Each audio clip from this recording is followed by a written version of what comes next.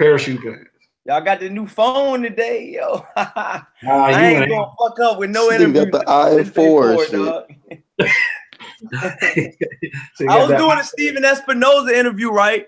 And my phone said, like, while I was doing the interview, phone said, cannot continue storage full. I had to tell this dude that I had to get it. That was on a Friday. I finally got that interview Saturday.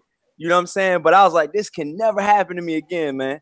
But yo, welcome to Coy Lee's Boxing, man. We're back with another banger. We got my boy Black Horseman Promotions, and then we got my boy World Breaker Fighter.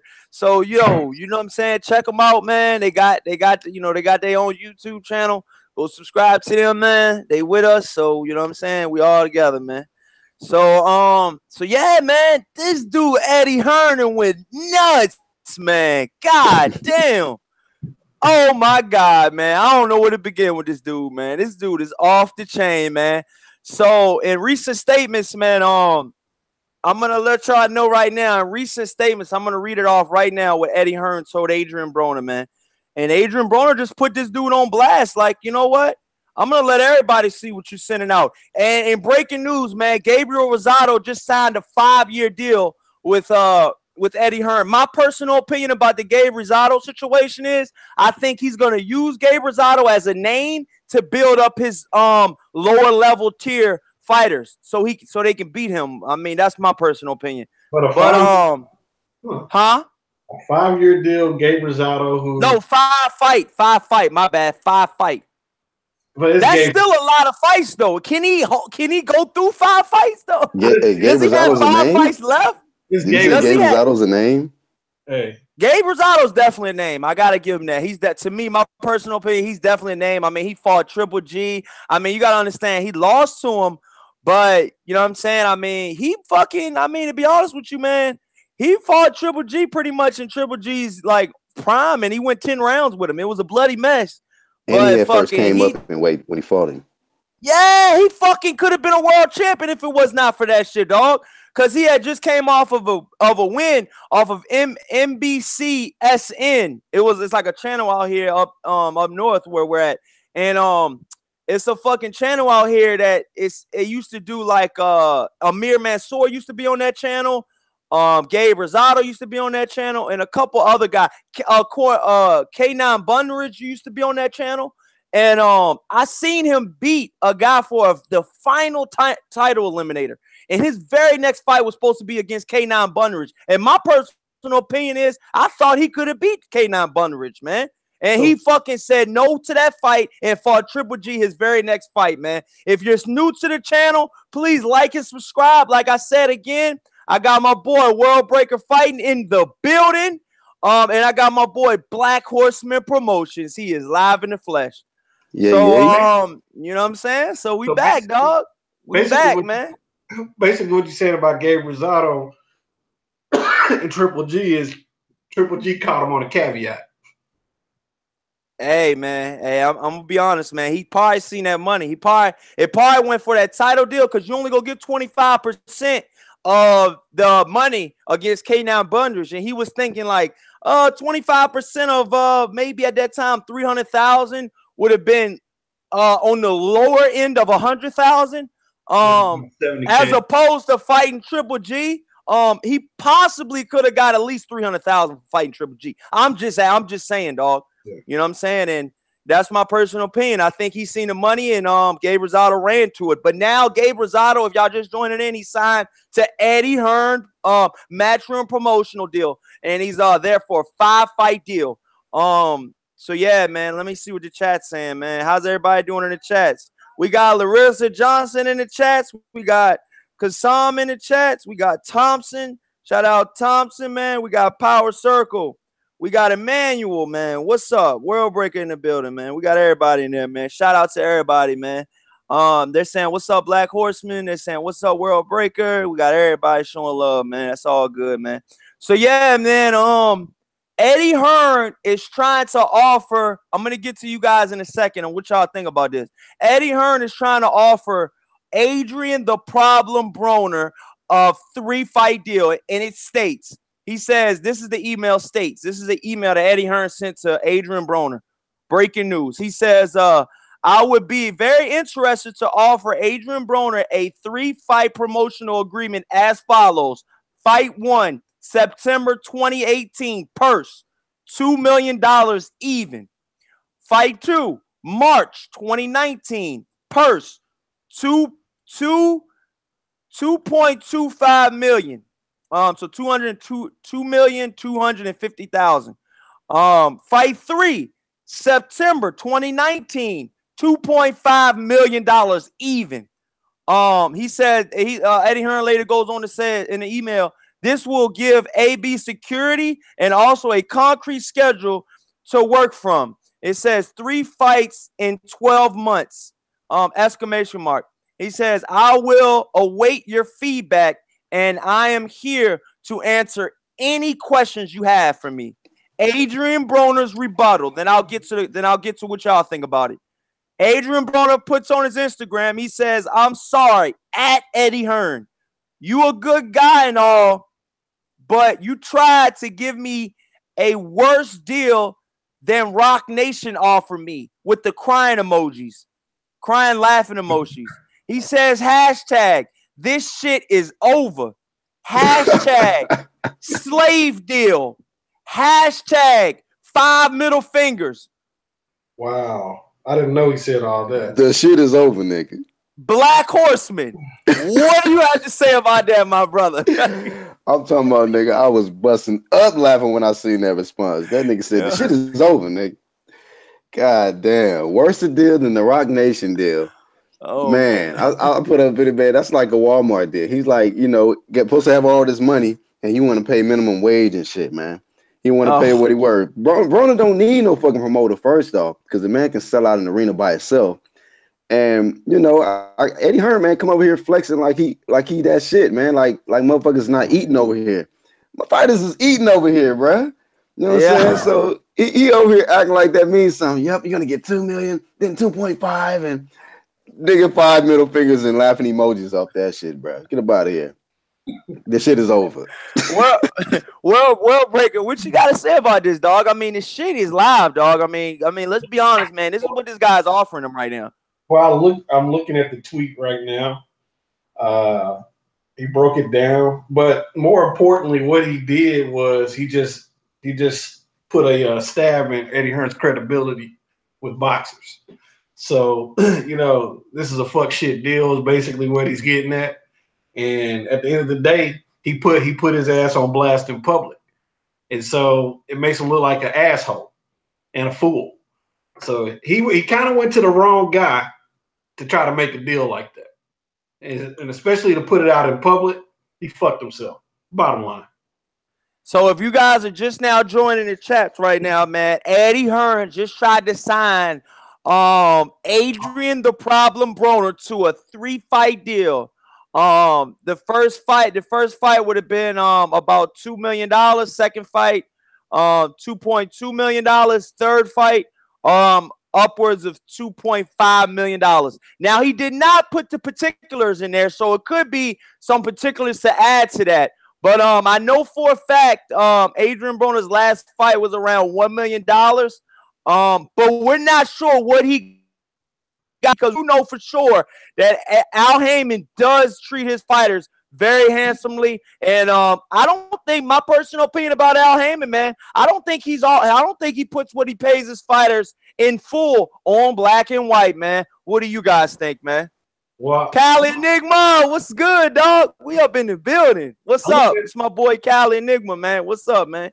What's up, family? Yo, we're just talking about the Eddie Hearn and the Adrian Broner deal, man. He just offered Adrian Broner a deal worth about a 3-fight deal. First purse, $2.2 million even. Second purse, $2.2 million. Third purse, $2.5 million.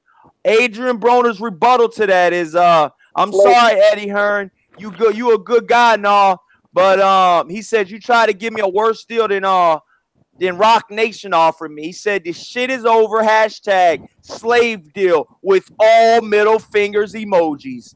Go ahead, World Breaker. Then we'll get to you, Callie. Yeah, looking at the comments of that tweet, you had a lot of casual fans talking shit about Adrian Broner. It's like you hadn't even won your last fight. You had 2 draws. The casuals are trying to go in on him, but they don't understand that his money's not being publicized. So obviously he's getting better money than what. Yes, underrated darkness. Adrian Broner did turn down Eddie Hearn's deal. Yes, he did. But having somebody like Adrian Broner turn down the deal is going to have a ripple effect across, especially the black boxing scene. If Adrian Broner's turning down the money, then who else is he going to offer to, and it makes Eddie Hearn look bad. That's all I got. It makes him look bad. Bottom line. What's up, Marlo's Corner Champ, Ross, Alex Santos, the Power Circle. What's up, our fella? What's up, everybody in the chat? Cali Enigma, he's back by popular demand. How are you feeling about this, my brother? Yeah, oh yeah, and Cali, welcome to Rockets Nation, my fellow friend, man. What's good? Welcome back. Series tied 2-2. Going into Houston. Let it rip, dog. Let's go.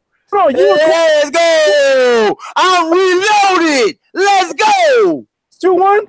You didn't say shit when it was 2-1. Let's go. I'm reloaded. Let's go. I approached you after the Rockets won game 4. James Harden slam dunk on Haymon Green's. Hey, that shit was nasty, bro. That was nasty. Face. How come you didn't say nothing else? That's what you call that's what you call a facial. Hey, Corey. How come you didn't say nothing that it was 2-1? You went on hiatus. Hey man, I tried to hit you up, man. You know you had me on you didn't. Man. No, you didn't. No, you didn't. I didn't even talk shit to you after game 3. You didn't even bring it up. Hey, Callie, he just got a new phone, so he couldn't, bro. Hey, you know what I'm saying? I just got a new phone, dog. Come on, man. Callie, no, I told him I got a new phone. He knows what's up. I know. He could have hit me up on his laptop or something. He chose not to. Let's keep it 100. Yeah. Hey, look, we're back, baby. But there's still 3 games to go. Hey, we're gonna see what happens, man. We're gonna see what happens, man. Let me know. No, you got to favor the Rockets. You got to favor the Rockets at this point, but it's still 3 games to go. We'll see what happens. We're gonna see, dog. We're gonna definitely see, man. But I agree. I actually cut a video on this. I was actually in Famous Athletic. Everybody go subscribe to my brother Famous Athletic. He had just did a live stream on this very subject too. And another brother, man, for the UK, BWTM Sports. That's my brother from the UK. He was doing the live stream on this too. And I was telling these cats, because the funny thing, you look at the comment section, it's full of Eddie Hearn fans. Yep. The comment section where? With Adrian Broner? No, on Twitter, man. After the response, Eddie Hearn fans went in. It's like, wait a minute, he doesn't want to sign with Eddie Hearn, and it pisses off of people. People want Eddie Hearn to win so bad. It's the weirdest fucking thing I've ever seen in my life in all the sports. A boxing promoter is so important to fans. How the fuck does a promoter have a fan base? I do not understand that shit. They get mad every time a fighter declines a sign with Eddie Hearn. They trash that fighter. I'm serious. What's up, Kid Mid, Damien? What's up, everybody? Marlo's Corner, our fella, Emmanuel. What's up, everybody? Underrated Darkness. Shout out to all the Wrench gang. We are here, man. Let it rip, Callie. How you feeling, man? So for all the new guys that are in the chat, please like and subscribe. We got World Breaker Fighting in here, Cali Enigma, and Black Horseman Promotions in here, man. Now I gotta shout out my brothers, man. But with that note, man, and with that note being said, man, Eddie Hearn just tried to sign Adrian Broner to a 3-fight deal, upwards of $2.5 million. Cali Enigma, how you feeling about that? Yeah, man, I think. I mean, it's not a bad. And hold on, y'all. Adrian Broner's top purse at this point, I think his highest purse known to date was about $1.2 million, I believe. And I think he got that fight against Marcos Maidana. Don't quote me on that, but I'm pretty. Adrian Broner has never got a purse over $2 million. That's a fact. That's a fact. But we do not know what Al Haymon's particulars are. Like I stated. So Al Haymon turns those purses into so a $1.5 billion purse with Al Haymon turns into a $6 million purse. Ooh. That's why those guys want to sell anybody else. Hey, did not tell Black Horseman and World Breaker. Did not tell you guys. I don't know the upwards and I don't know particulars about what Al Haymon does. I told you it was going to be a little bit more though. Well, this is the thing. If you have a promoter involved in the fight, they don't necessarily generate more money. They've just taken money out of the pot. And so that's what I know. Somebody had made a comment. What's wrong with Adrian Broner? Why is he doing that? I mean, Eddie Hearn's there to suck blood out of the cow. Shout out to fella. He said Negro pass revoked Reggie Miller and Chris Webber. Go ahead though, bro. And let me say this though. Let me finish this though. Here's Al Haymon. Not only does Al Haymon teach them how to invest their money and extend their money, he doesn't take this huge 30 to 40% cutout like Eddie Hearn takes. So at the end of the day, it's not going to end up being 2.4 million. It's going to end up being about the same thing or maybe even less. And then it's not just that you get that 2.4 million, but you still got to give money to other people. So I'm telling you, there's something else in that deal too that made it suck. Al Haymon gets no promotional money. Al Haymon gets 15% off top. Al Haymon gets 15% of that off top. Yeah, but you're not people. 50% concessions, gate. Al Haymon doesn't take 15%. Let me say this. Al Haymon doesn't take 15%. It's actually known that Al Haymon only takes 10%. That's it. I thought he took. From what I heard, I've heard on record him taking 15%. Maybe he changed his quota. I heard on record 10. I heard on record he only takes 10%. 10%. That's the number. All right. Hey, the shit is over, nigga. Hey, between 5 and 10% is a hell of a lot better than upwards of Bob Arum's 30%. You gotta be a fool to sign with Top Rank. That's a real slave shit. Top Rank is notably taking 30% upwards of their fighters' purses. And you gotta pay for your trip. And you might get shitted on by yours truly, Bob Arum, like him saying Terrence Crawford is not better than Lomachenko. Hey, Corey, I'm gonna I'll be back if I can. All right, bro. All right. Hey, peace, bro. Yeah. Have a good time. Y'all about to get into it. Oh, hell yeah, nigga. If I can get back in, I'm gonna get back in. I'll talk to y'all later. Let me ask you a question real quick. Did you also know that Anthony Joshua, before you leave World Breaker, Anthony Joshua wants to fight at Cowboy Stadium instead of in Las Vegas? Well, think about that. Well, this dude, Anthony Joshua's fucking up all money. Well, this is the thing. If they fight at Cowboy Stadium, if you put people out on the field, it could probably hold 120,000. So if the fight tickets are about 2,500 on average, that's $300 million at the gate. So, it could be something. If it's less than that, it's still a record-shattering gate at the very least. That's your fucking fight right there, just at the gate. Not to mention the pay-per-view. So, hey, Cowboy, if you've never been to Cowboy Stadium, that shit is like the goddamn Taj Mahal of football. I think you have about $500 million worth of art in that motherfucker. Plus, the nachos are about $50. The pizzas are $75. Beers are like $25. So, the most expensive concessions and shit. Hey, I'm gonna tell y'all right now. When I went to the Gary Russell versus JoJo Diaz fight, a pack of potato chips that was the 25%, the 25-cent bag of potato chips from Walmart at the JoJo Diaz Gary Russell Jr. fight were $8. Yeah, shit. Two nosebleed tickets at Cowboy Stadium during the game was about $950. So. Hey, Jared, can I get a bag of them chips right there? He said that'd be $8.49. I'm like, you get $8. Hey, what tickets was $8? I was the chips, the bag of potato chips, not the 99-cent ones, but the ones you get in the vending machine for 50 cents were $8.49 at the Gary Russell JoJo Diaz match in the MGM Grand Casino. 800% profit. Wow. And if you don't believe me, ask actual facts. He has the facts to prove He said it. that is actual facts, sir. He said, I got this sip of water for $3.20. So fuck it. Just sip it out the straw, $3.20. And it was crazy too, because there's only two racks was left, dog. All 5 racks were gone. Damn, potato chips. All right, fellas, I'm peacing. All right, dog. So yeah, man, All right, Black bro. Horseman, man, Cali, how you guys feeling about this shit, dog? I mean, damn. I mean, can Eddie Hearn have success without Heyman's fighters? Are they all gonna be loyal? Not with them little Walmart deals he trying to throw out, man. That little budget ass shit. Hell nah. You know what I mean? I mean, hey, he trying to go after the ones that got the big names. You know what I'm saying? And Adrian Broner is a big name. And the mere fact that he shitted on him on social media, it's not a good look.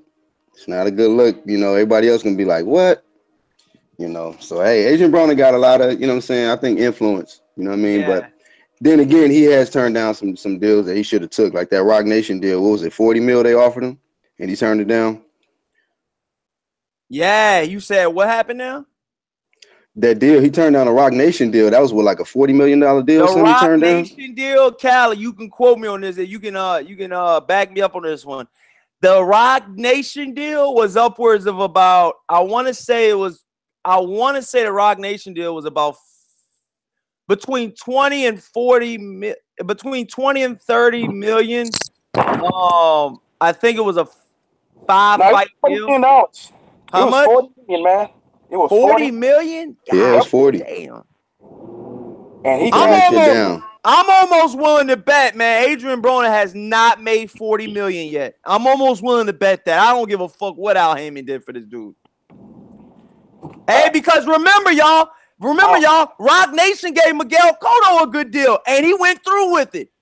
Remember that shit? What did you say before that? I missed. Before you said something about the Cotto situation, what did you say about Broner? I said Broner has never made 40 million in his career yet. I don't think so. Right. I don't think he has. Maybe I'm wrong. Am I wrong? Maybe I'm wrong. I don't think he has. I don't think so, bro. If he did, it would come through investments, not through boxing. That's what I'm saying, but pure boxing. That's what the Rock Nation deal. It wasn't any investments. It was pure cash, and the deal was on the table. Adrian Broner has not made $40 million in boxing yet. Nah, he hasn't. It's also about the details in the contract. Like, you get $40 million, but do you sign your life away? You know what I mean? That's what we don't know. It's always the devil in the details. Sometimes what looks good, because we always pay attention to the number. So, like I said, when it comes to shout out St. Cruz, and he said Rock Nation deal was massive. The odd fella. Oh yeah. Power Circle said the Rock Nation deal was worth 40 million. Yeah. So go ahead, man. Yeah. So we always look at the details. Look, I think personally, I always say that he should have signed that Rock Nation deal, because I don't think he's going to make that much money over his career. But I'll say this.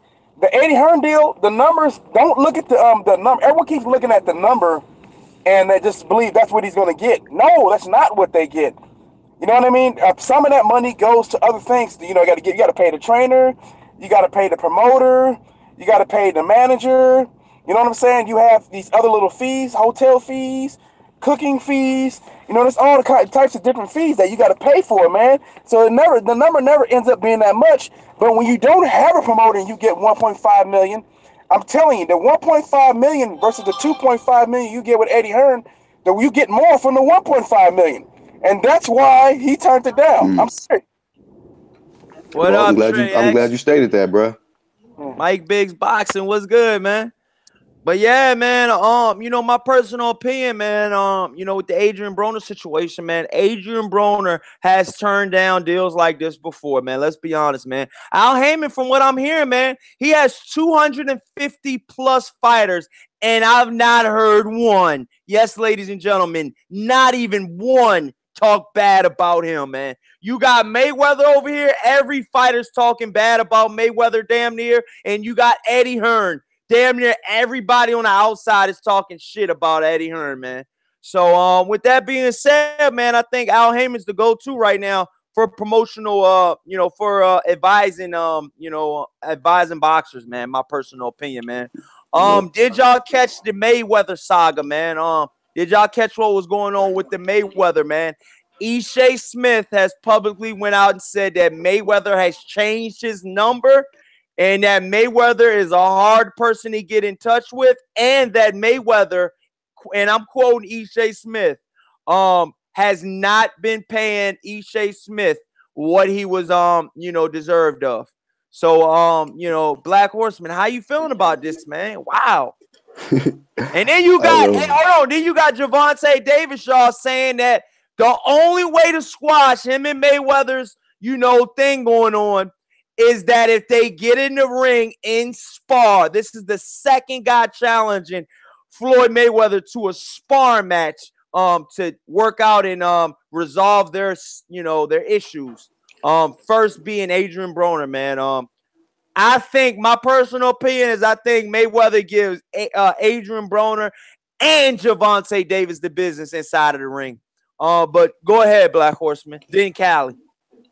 Yeah, well, to comment on Gervonta Davis, man, he was doing okay talking until he said that shit. Then I was like, the shit is over with that nigga, because Floyd would beat the shit out of Tank Davis, man. But you know, that ain't gonna be the solution. I remember Broner said some shit about that too. Oh, he got to see me now in the ring. Like, man, come on, you know. But as far as the Ishe Smith situation, man, I don't know. It depends on what Floyd told him. Like, hey, if you win, you're gonna get the money. If you don't win, you ain't getting shit. You know, he probably could have did him like that. Who knows? You know what I'm saying? And he's probably changed his number. Like, I told you we're getting shit, and you can't call me. I don't know. But Ishe Smith, man, you know, it ain't like he been racking up wins, you know. And I just noticed with Floyd, man, he kind of shows favoritism towards fighters that actually are like kind of quiet and carry themselves with class. I'm not saying Ishe Smith don't have class or nothing like that, but he don't win, bro. He's not like an elite fighter or nothing like that. So it seems like he holds his fighters to a very high standard. You know, he's a shitty promoter, man. I'm just be real. He's a shitty promoter. And I think that you got to be somebody who wins your fights. You know what I'm saying? You got to carry yourself with class. And, you know, you got to let him cut you off when you're talking in interviews. You know, you got to be comfortable with Floyd just cutting you off. But it's just not good. If anybody in the chats has questions for anybody on the panel, man, all you have to do is @ Corey Lee's Boxing, and we'll be able to answer your questions for you, man. Just @ Corey Lee's Boxing, and we'll answer the questions for you, man. So you said, what are you saying now, Black Horseman? I mean, wow, man. I mean, you know, like, they want to fight him one-on-one. Man, they probably going to try to jump. They're going to jump that nigga, bro. They're going to try to jump Floyd. Because Floyd piece him up one-on-one. Oh, my God. But, I think Floyd is the type of fighter that if they want to spar Floyd for 4 rounds, Floyd would take him into deep waters and cut the clock off. We're going 15 plus, buddy.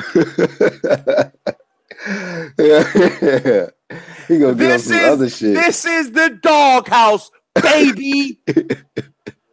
Hell yeah, man. Them niggas have all kind of knots on their head by the time that fight is over, bro. For real. Will they be any good leaving the doghouse, buddy?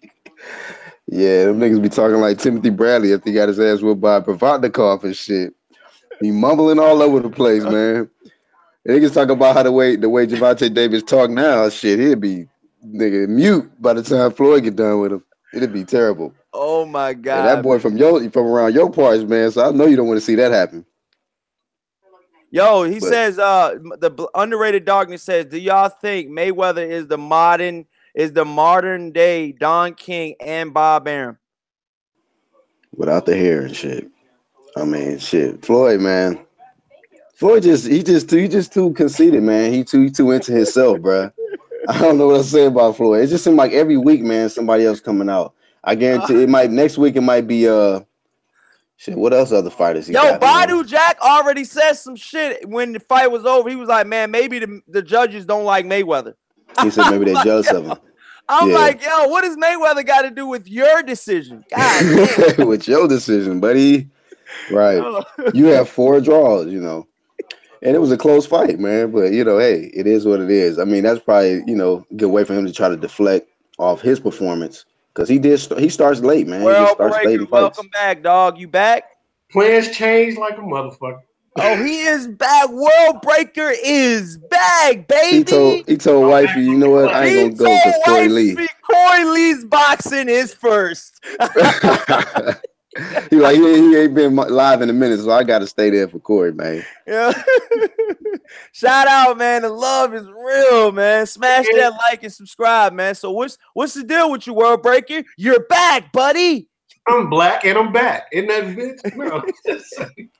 Hey, World Breaker, he was talking about Gervonta Davis and how he said Gervonta Davis said he wanted to go some rounds, spar Floyd Mayweather. What you feel about that, bro? Hey, yo, my rebuttal to that before you answer, World Breaker, I said, if Adrian Broner and Gervonta Davis wants to go rounds with Mayweather, I said, they say, yo, let's get a quick 4 in, man. I gotta fucking resolve my issues. Mayweather's rebuttal to them two guys is, this is the doghouse. We will be cutting the clock off, and we will be going 17+ rounds. Get ready, motherfucker. No more training. We want you now. I don't give a fuck what you ate today. All of that's coming up. Well, if you already. If all he wants to do is resolve the issues in the ring, because if you come with Mayweather, you better come correct, dog.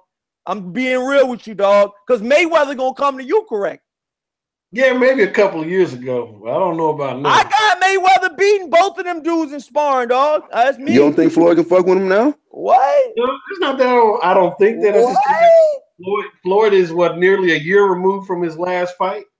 But Floyd don't. Floyd took a couple years off and came back and embarrassed Marquez and all kind of shit. And Floyd, he doesn't hurt his body, man. Floyd Mayweather's body's pristine. Pause. Like I said, if he wants to settle, he runs a business like shit, and so obviously this stuff would not be public if it not for his bad management. So at the end of the day, if Tank wants to solve this in the ring and not in public, hell, that's a good idea. He could probably sue him for it, but it's better to handle it the way they know how to handle it than what they've been doing. Floyd is if Floyd had the spatula incident like De La Hoya, he'd be crushed. Oh no. Hey. Shout out to Barbershop, man. What? The Power Circle LLC says at Corey Lee Boxing. If y'all want any questions for us, just at Corey Lee Boxing. We will answer those for y'all. Power Circle says at Corey Lee Boxing. He says Floyd is a cheapskate, but he does his job and puts on fights. What do his fighters want from him? ? My personal opinion about that situation, what you just said is, I think that they think highly of him. And what Floyd Mayweather said out of his own mouth, his fighters want something for nothing. He said they got to earn that shit, man. He said nothing was ever given to me, so I'm not just going to give everything to my fighters. But let's be honest, man. The guy's buying fucking cars and shit for Gervonta. I'm pretty sure he's not doing that with every single fighter he has, dog. I'm just being honest, man. So he got him on that Willis from Different Strokes Maytag man plan, is what you're saying. You know what I'm saying? So that's what I'm thinking, dog. He's definitely not spoiling Ishe Smith. And then Bobby Jean says, do you think that Joshua is using Wilder to get leverage on the Povetkin fight, and the Joshua versus Wilder will not happen because Hearn is meeting with Povetkin's team now? Wow. Damn. I think if he's meeting with the Povetkin team, Eddie Hearn is, I think that's just backup, because let's be honest, Deontay Wilder has a backup. You're not going to put all of your eggs into one basket, especially if you're dealing with Eddie fucking Hearns. Not fast anymore. Fucking. If you're dealing with Eddie fucking Hearns, then you got to have a backup plan. I don't give a fuck who you are. This is the thing. If they're doing that, smash that like button. Deontay Wilder is the champ, as far as I'm concerned. He's willing to take on the biggest challenges. That's what makes a champion to me. At the end of the day, Anthony Joshua's a fool if he passes up this deal. He'll be looked at as not only a ducker, but a moron, because you don't pass up $50 million guaranteed. Not $50 million if you do this. Not $50 million if you wipe your ass with Charmin instead of Kleenex. $50 million guaranteed to get your ass in there and throw fisticuffs in the ring, and that's it. He's an idiot if he passes it up. Bottom line. Hell, hey, but I don't mean to change the subject, y'all. But I really wasn't done. Yo, what's up? Is that Dr. Blick? Yeah. What's up, man? Yo, what's good? Yo, my boy Dr. Blick, man. Been a long time coming, y'all. Yeah, this is my boy Dr. Blick, y'all. Let them know where you're from, man. Let everybody know. Welcome, man. You're back. I'm from South London in the UK. Shit. So, tell him, man. Tell him, Dr. Blick. We go back. We go way back, dog. Tell him. Yeah. Okay. So basically, we met in Fernand's stream. We're talking about David Hayes and Anthony Joshua and all that stuff.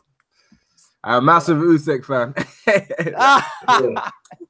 So, yo, let us know, man. What's the word out there in the UK, man? How's everybody perceiving the fight hype, man? For the most part, Deontay Wilder versus Anthony Joshua. Like, for the most part, it's pretty much how it is in comments. A lot of people just don't want Anthony Joshua to fight him. They want him to get a couple of fights in. They're doing the same thing that people like Roy Jones is saying, Teddy Atlas, all those other people. That's pretty much it.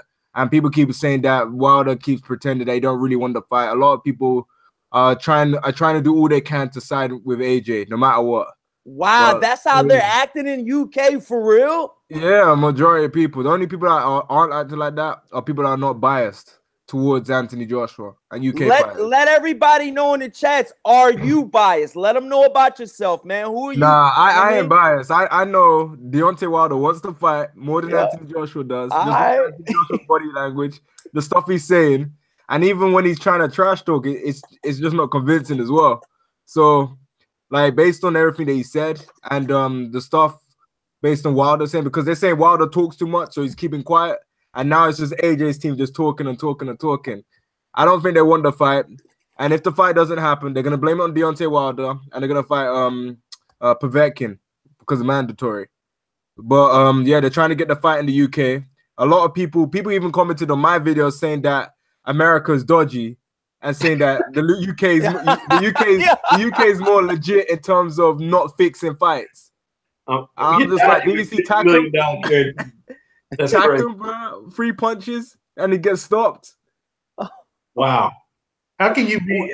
Which one you talking about? What fight you talking about gets stopped? What are you talking about? I'm talking about the Takum one when Anthony Joshua hit him like 3 times and he got stopped. Do you think that was a premature stoppage? That was a big ass premature stoppage, man. That was so premature. Yo, I was so mad. The Joseph Parker fight was mad as well because the only way Joseph Parker was going to get success was on the inside, but that referee wasn't allowing him to get on the inside. The moment he got on the inside, he stopped him. Like, even the scorecards are way too wide. Like, I see all the Sky Sports commentaries being so biased, saying that AJ controlled Joseph Parker throughout 12 rounds. Well, we all know he was missing majority of the time. He looked very stiff and robotic. Like, even though he cut down on the weight, he still looked very slow to me. But so Dr. Blake, man, you're back, man. And finally, man, you came back, man, because I know our time difference is a little different out there. What time is it out there, man? Currently just hit midnight. Oh, shit. Yo, man, but I got my boy World Breaker right here. He just got up for a minute. That's my other boy, Black Horseman Promotions right there, man. So these are my boys right here, man. We're always here. We doing live dailies. My show pretty much is every Thursday at 8 p.m., man. We'd love to have you on the show, man. But moving on, man, we were talking about Mayweather's fighters, man. They are really turning on him right now, Dr. Blick. I mean, we're going to get to you in a second, Dr. Blick. But, yo, man, World Breaker, how are you feeling about this, man? Hey, it's a sign of bad management, simply put. You know, at the end of the day, if you're taking care of your fighters, they don't turn against you. They don't put you out in public as they're doing. So, you know, if if Tank Davis is saying that, Floyd is basically, he contradicts himself, that's something that Floyd needs to handle personally and in business, because it's not good business for your fighters to be pissing on your name. You know, that's just the bottom line. You know. So, yo, Black Horseman, how you feeling about it, man? I mean, these Mayweather fighters are ready to jump ship, dog. I mean, how you feeling about this, man? Wow. I agree 100% with Warbreaker, man. It's just like, and you know what I think it is, man? He got so used to people hating on him and talking bad about him as a fighter. But when you become a promoter, it's not good for people to be shitting on you and talking bad about you, because he used to use it as fuel as a fighter and go in there and beat your motherfucking ass. You know what I'm saying? People telling him he's going to lose or people saying bad shit about him. He didn't care. He played the villain role. But when you're a promoter, villain role is not going to work out, man. You know what I'm saying? Like, you know, I think you mentioned earlier, like Al Haymon don't get people talking bad about him. You know what I'm saying? As an advisor, you know, as a promoter, you know, you hear people talking bad about, like, you know, Bob Arum, you know, De La Hoya, and that hurts Callie, him. That hurts his brand. Man, what's up, man? You're back, Callie. Is everything okay, man? We thought somebody from Houston might have ran up on you, nigga. No, it would be somebody. It would be somebody from the UK, brother. That's what I've been getting. I haven't got no one from Houston fucking me, bro. Yo, Callie, we got my boy Dr. Blick, man. That's my boy. I know, Dr. Blick. Remember, I'm the one that brought introduce you to him. Remember? Oh, okay. You forgot. Dr. Blick is my boy. Dr. Blick is my boy. Y'all forgot about that. Yeah, but I just remember me and Dr. Blick, man, we had a fucking memorable show, man, on Fanon's show, man. I definitely remember that shit. That's one of the first times I remember meeting him, man. And like I said, man, it's been all love since then, man. But Dr. Blick, and then we're gonna go to Cali, man. How are you feeling, Dr. Blick, about this fucking breakdown, man? Hold on, Black Horseman, were you done? Oh yeah, you good, man. Only thing last point I was just making. Y'all up. I just be getting into that sometimes. No, you good, bro. Yeah, it's your shit. No, last one I was just making was that you know, it's not good as a promoter when you got your fighters talking bad about you, and he got to get out of that villain role, thinking that it's okay to be a villain. When you're a promoter, that's not good. It's not good for business. Oh, okay. Yeah, man. So, wow, man. Dr. Blick, pretty much what's going on is Ishe Smith has went on record to say that Mayweather has not been paying him the right way, and that he's actually Mayweather changed his phone number on Ishe Smith, and he did not get the new one. And notably so, Adrian Broner and Gervonta Davis most recently wanted to, you know, invite Floyd Mayweather into the ring to spar. He said, Gervonta Davis, and I quote, "The way that we're going to end this is that we get in the ring and we spar against this, man." So what do you feel about this, Dr. Blick? I mean, damn. How are you feeling from the UK? Midnight. Yo, like, when it comes to Floyd Mayweather, he's never really hidden the fact that he contradicts himself. He even says it in a lot of his fight interviews. He says, "I might think one way today, I might think something else tomorrow." But as a promoter, that's not a good thing, because you're gonna have people that are gonna call you out on this. Like, people that are young are gonna say, "Yo, you did this when you were my age. Why are you saying that I can't do it?"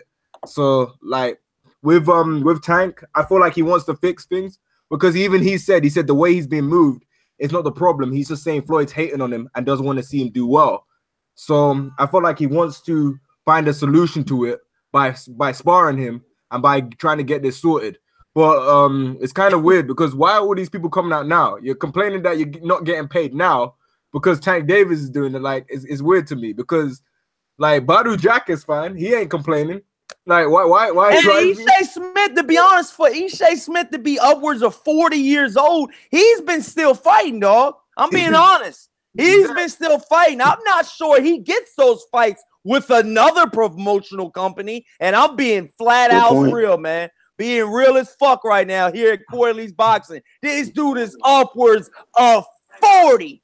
You're talking about fucking other dudes are old and getting old, and Triple G's getting old. He's 37. This dude might be. I need an exact age on Ishe Smith. I need an age. Somebody in the chat, let me get an age from him, man. Or to a midwife, goddammit. Jesus, this dude has been fighting since 89. But go ahead, Dr. Blick. Damn. But like with Floyd, his main issue is that he's still in that mindset of being a boxer, because if you look at his interviews, he answers his interviews the same way. I've been in the sport for 21 years. I've done this, I've done that. Like that's how he answers these questions. He makes it too much about him rather than giving the limelight to his fighter. The moment he starts to do that, which I don't think he can do that. I don't think it's in Floyd to actually give other people the limelight. I know he tries to do it, but he's so used to himself being the center of attention to the point that he can't help grow other fighters. Like they feel like they're in the shadow of him. That's why he keeps coming out of retirement. That's definitely true, Dr. Blick, man. Cali Enigma, how are you feeling about this debacle at Mayweather Promotions? Hey, real quick before you rip, he'll be 40 in July 27th. Oh my God, this dude just fought fucking Julian J. Rock Williams, dog. He never gets that fight if he ain't with Mayweather. He never gets that fight. E.J. Smith ain't telling the whole story. He probably got bad money management himself. There's two sides to every story. Let it rip, Cali. Well, let me say this first thing about Floyd Mayweather. My problem with Floyd Mayweather, man, is this nigga is born the same year as me. I was born in 1977. So was Floyd Mayweather Jr. I know I'm 40 years old. Floyd Mayweather doesn't seem to know that. This nigga's still hanging around with 21 and 22-year-olds, going to club with them like they're the same peer. You're in the same peer group. You're not. I mean, he can do whatever he wants to do. You know, he's his own man. But I think he looks like the old dude in the club, man. He looks like the old nigga in the club right now, in my opinion. I no disrespect to dudes in the early 20s. We can talk boxing. We can go to sporting events. We can't go to the club together. We can't. I can't go to the club with dudes in the mid to early to late 20s because we're not in the same group, man. We're not in the same age group. I look like a fool going to the club with y'all. That's just the way I feel, man. I feel that way. Hey, Cali, he should change his name to Old Money. Shout out Lone Wolf in the chats, man. But yeah, man. Go ahead. No, go ahead. Go ahead and say that. Oh no, my personal opinion about the whole shit, dog, is we all know Mayweather is a limelight stealer. We all know that Mayweather has to have the light on him. We all know that Mayweather's here for everything to be on Mayweather. Every little thing, man. Maybe he's, taking a back seat, but what's a back seat compared to Mayweather? I mean, what's a back seat that Mayweather, is going to do? I mean, my personal opinion, a back seat, for Mayweather is still a front seat for any other promoter. You know what I'm saying? I mean, if Mayweather doesn't know how to take the back seat, dog, he's all front seat, and it's all about him at all times. And sometimes fighters get upset about that, man. That's my personal opinion. I think what Floyd hasn't learned how to do, and I don't think he really wants to do it, is take the fact that the media is interested in him. Because when he shows up, it's a big deal. Take that same media attention and put it on his fighter. He could actually be a dominant promoter if he knew how to take the media attention towards himself and shine it on his fighter, man. And he would have a stable of stars if he just knew how to do that, in my opinion, because they're gonna show up because they want to see Floyd Mayweather. Floyd Mayweather he's a celebrity. He's a major celebrity. He's a global celebrity. Floyd Mayweather Jr. is. People who don't watch boxing will tune in to watch boxing to watch Floyd Mayweather either because they hate him or they love him. Mostly because they hate him. And for Floyd Mayweather, he can, and that's why Vasyl Lomachenko wanted to fight Gervonta Tank Davis without a belt, because he wanted to have some type of connection to try to get some of that Floyd Mayweather shine. Even though Lomachenko's a great fighter, but he doesn't have the kind of shine that Floyd Mayweather does. So by him beating Gervonta Tank Davis, he can say he can make it look like he can kind of get that shine, saying like, look, I dominated Floyd Mayweather, because this is Floyd Mayweather's prodigy. So Floyd Mayweather has the opportunity, instead of always trying to be at odds and at war with his fighters, when he needs to have some type of separation between him and his fighters. Understand that. Oh, and that's another thing. I don't mean to cut you off, man. There's another thing E.J. Smith said, man, which I think, I don't know why he said this, but he also said that he's not set up retirement financially. He's not set up for his retirement fund or anything like that. But I'm not sure. Yeah, he's a little soft. The shit is over. Yeah, that sounds like that's his fault. Like, look, this shit is over. Is E.J. Smith without Haymon? Life. And fucking and living in retirement like God. Hey, Dr. Blick. Hey, is E.J. Smith with Al Haymon? What, man? You can try Dr. Blick. You can try. I want to ask you, is E.J. Smith with Al Haymon? Because if he's Al Haymon, there's no excuse for him being broke. No Al Haymon fighter broke, so he can't be with Al Haymon. Oh my god! And if it's with Al Haymon is broke, if Ishe Smith is with Al Haymon and broke, then that is definitely something ain't right. You know what I'm saying? I do see where Kelly's coming from with the whole him being able to shine the light on his fighters. I feel like he can do that, but he doesn't want to. I feel like he doesn't want to shine the light on his fighters. You're saying Floyd Mayweather Jr. does not want to shine the light on his fighters. That's what you're saying. Yeah, like if you look at all the stuff he says in interviews, he's just directed at himself. They'll ask him a question about Badu Jack, and he'd be like, "Yo, I've been in the sport for 21 years," and then just talk about his career, and then mention that person like once within that whole sentence, even though that whole question was about that fighter and asking his thoughts, but he still refers everything back to his career. Like he can't help but talk about his career and his accomplishments and pretty much brag to people what he's done. He's always been like that, and I feel like he still will be like that. Like, yeah. Hey, Dr. Blip, they telling you to put something in the chat. I think they trying to subscribe to you or something, bro. Oh, okay.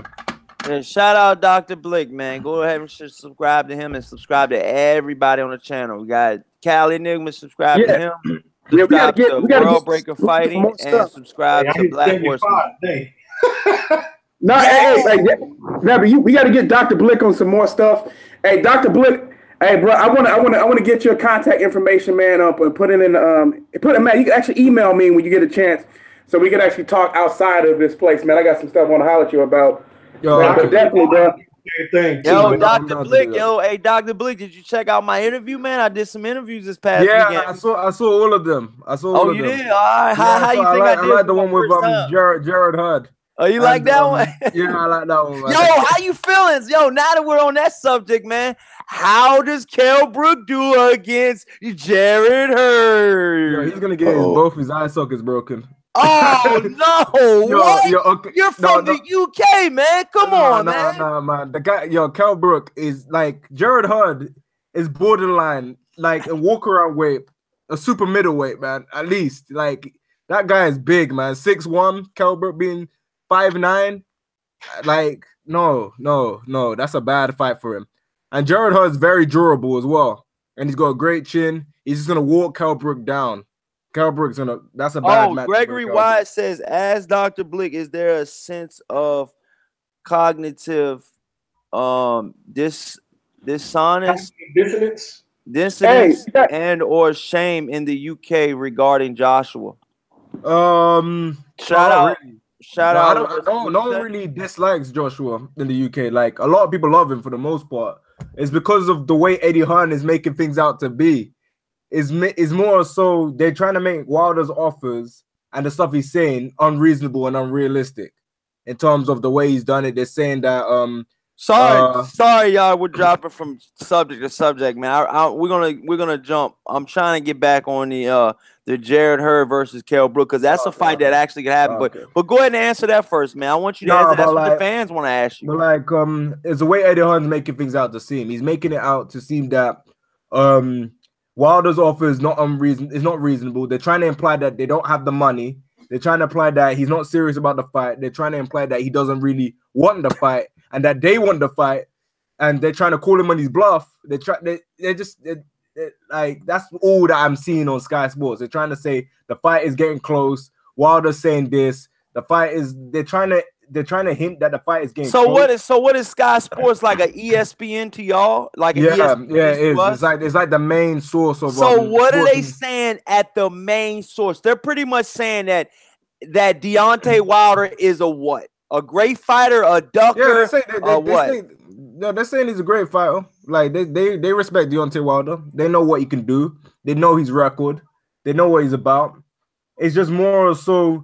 Do some people believe that Deontay Wilder can actually knock out Anthony Joshua from the UK? Yeah, I know quite a few people that believe that. But Deontay Wilder is only really popular with black people in the UK. Oh shit! I mean, hey, you being real though. Like it's only really popular with black people, and I mean like more of the hoodish black people in the UK. like those so are the no uppity, no Queen Elizabeth, no people like that, no Deontay Wilder. If you see people that are obsessed with textbook boxing, they hate people like Deontay Wilder, like his style. That's one of the main reasons why people were angry that he beat Ortiz. Because they were angry. They didn't want him to beat Ortiz. A lot of people weren't happy that he beat Ortiz. They're saying that how could a guy with zero skill beat someone that skilled? Boxing is a joke. Oh man, I can't Alabama wait power, bro. I cannot wait for this fight, dog. Oh my God, Dr. Blick, you raised my level of wanting this fight to another level just now, man. God damn. No, but Jared Hudd though. That's I feel like he's gonna walk Kell Brook down. Oh yeah, so we're on the Jared Hurd versus Kell Brook, y'all. If y'all haven't go watch my interview, go check my interview out. Jared Hurd pretty much said in the interview that pretty much that the Kell Brook fight could be next, man. And my personal opinion about the whole Kell Brook situation is I think that Kell Brook has a solid chance on winning this fight, man. I'm being honest with you guys, man. He was a huge 147-pounder. He almost went to the limit where he could not physically make the weight anymore. I think it was only right he moved up. I think it was only right that he moved up. And I think he was on the brink of not making that weight in the Earl Spence fight, man. My personal opinion, man. I mean, I think Kell Brook should concentrate on trying to get that fight with Amir Khan, man, because Jared Hurd gonna take his motherfucking head off, man. That's all I'm trying to understand. Corey said he think he has a good chance of against Jared Hurd. Yeah, I think Kell Brook has a good This shit is over. I'm being honest, man. Hey, I'm being honest though, man. I mean, I know a lot of you guys are looking at Kell Brook. I know you guys are looking at Kell Brook. I know you guys are looking at Kell Brook, and I know you guys are like, you know what? The guy got beat up by Triple G. The guy got beat up by Earl Spence. It was the same injury in both fights, and before that injury occurred, a lot of people were saying that he was winning those fights. No, the thing about it is, I feel like even if he's winning those fights, I still feel like he's gonna get stopped. I feel like he's gonna get walked down. He's gonna be like, there's just some people are just too big, and Jared Hurd is a big dude. Hey, I ain't gonna lie, man. Seeing that guy in person, man, hey man, the guy's big as shit, dog. I'm not gonna lie, dog. The guy's big as shit. For to be that weight, man. I mean, he's still. I say he's probably a little bit smaller than me, but just for being 154, though, how you get to 154? I want to ask everybody a quick question here. Does anybody think that Kell Brook is a good fighter? That's one thing that no one's going to deny that on this board, okay? I think a lot of people don't think he's a good fighter. No, a lot of people, most people do think. They just think, I'm trying to ask though, do people think that he has enough power to keep Jared Hurd off of him? That's my only question. My personal opinion is I think that he does have enough power to keep I don't think he does. Look at all the people that he's fought. I think he does. Who has he tripping, bro? Kell Brook has never stopped a high level opponent. He always stops these low tier people. Like people like, who was that guy? Rabiachenko sort of people. He stops people like that. He never really stops high level fighters. Jared Hurd. I mean, my personal opinion is I think he does really, really well against Jared Hurd, man. I think that fight until he gets stopped. Yeah, he can. I think that fight. No, because Jared Hurd can be outboxed, man. Jared Hurd can be outboxed, but I know if Lord can't outbox him, ain't no way Kell Brook doing it. But my personal opinion is I've been saying this, man. I think that Kell Brook, I think his movement is a little bit better than Laura's, man. I'm underestimating Kell Brook's ability. I got a question. Do you think Kell Brook can beat Erislandy Lara? Yes, I do. No. What the hell, man? Especially the Laura now, man. He has to know the Charlo too. Man. You think he could beat both the Charlo twins too? You told me that before. I think he can beat one of the Charlos at 50. He's getting killed by both of them. I think he's getting killed, man. He's gonna be looking worse. Hey, look, that's just my personal opinion. Y'all can disagree, but I'm just being honest, man. I think Kell Brook is the goods, man. I think let me defend Corey for a minute. Corey has never moved. And let me defend Corey. Corey has never moved off of this. Corey has believed this the entire time, so you got to give him respect for that. He has never moved off his belief. So he's serious for real. But like, yo, Yo, any one of the Charlos, bro, they're breaking them eye sockets. Kell never seen again. I'm sorry, man. He's never seen again? No, I'm sorry, man. Yo, those eyes are suspect. Then he put that nigga on Stevie Wonder status, bro. Damn, he's never seen again.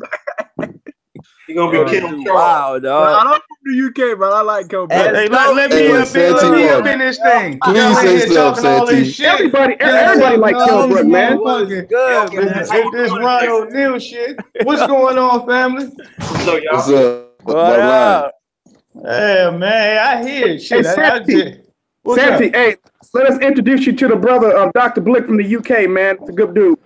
What's going on, Dr. Blick? Yeah, I believe I've met Dr. Blick already before, right? I'm not sure, man. Probably. I don't know. Yeah, okay. Yeah, the first time I ever was on Corey Lee, he had Dr. Blick on. I remember him. From the UK. Yeah. Yeah, I think I did have you on my show before, didn't I, Doc? I think it was a while ago though. It was a long time ago, but I do remember. Dr. Blick's hours are so different though, man. He said it's what, midnight over there right now? Yeah, midnight over there. Damn, yo! Shout out to the midnight guys, man. Go ahead, World Breaker. Dr. Blick, let me ask you this: how's the Nigerian community over there supporting Anthony Joshua? Yeah, that's more a lot. Like what I've noticed is like is more so the fact that he's doing well, but I do know for a fact like if the moment he loses, they're gonna drop him, bro. like Sam Peters, bro, they're gonna drop him. Listen, now that we're off of the Kell Brook situation, man, I really want to jump head first, man, into this Deontay Wilder Anthony Joshua fight, man. We got a UK, correspondent right now, man. He's in the trenches out there. He knows what's going out there in the UK, man. My personal opinion, man, I want to go to SW first, man. SW, man, and then, then I'm gonna go down the line, man. I want to know, how do you guys feel about this Anthony Joshua versus Deontay Wilder fight going down? And if you haven't, man, go check out this Steven Espinoza, the CEO of Showtime Sports. He has a lot to do with this deal happening because 9 times out of 10, if this fight ever happens, it's going to be on Showtime. I did an interview with him, and he said, look, man, it's looking like it's going to be November or December. But Anthony Joshua is still stuck on the fight being in the UK, man. Do you guys think that the fight will happen in the UK, man? What do you guys think about that, SW? Yeah, it's not financially. I don't think the revenue would be there, for the investors and everything else in order for Anthony Joshua to get his 50 million. So to get his 50 million, I believe he's going to have to fight in the United States. This is where the bread's going to be at, and Anthony Joshua knows that. That's why he's doing this American press tour that he does not want to do, because he knows in order for it to sell like it's supposed to sell, or to have those numbers looking somewhat like the UK, he's going to have to go around here and show his face, just like he did at the Houston Rockets Golden State game last night.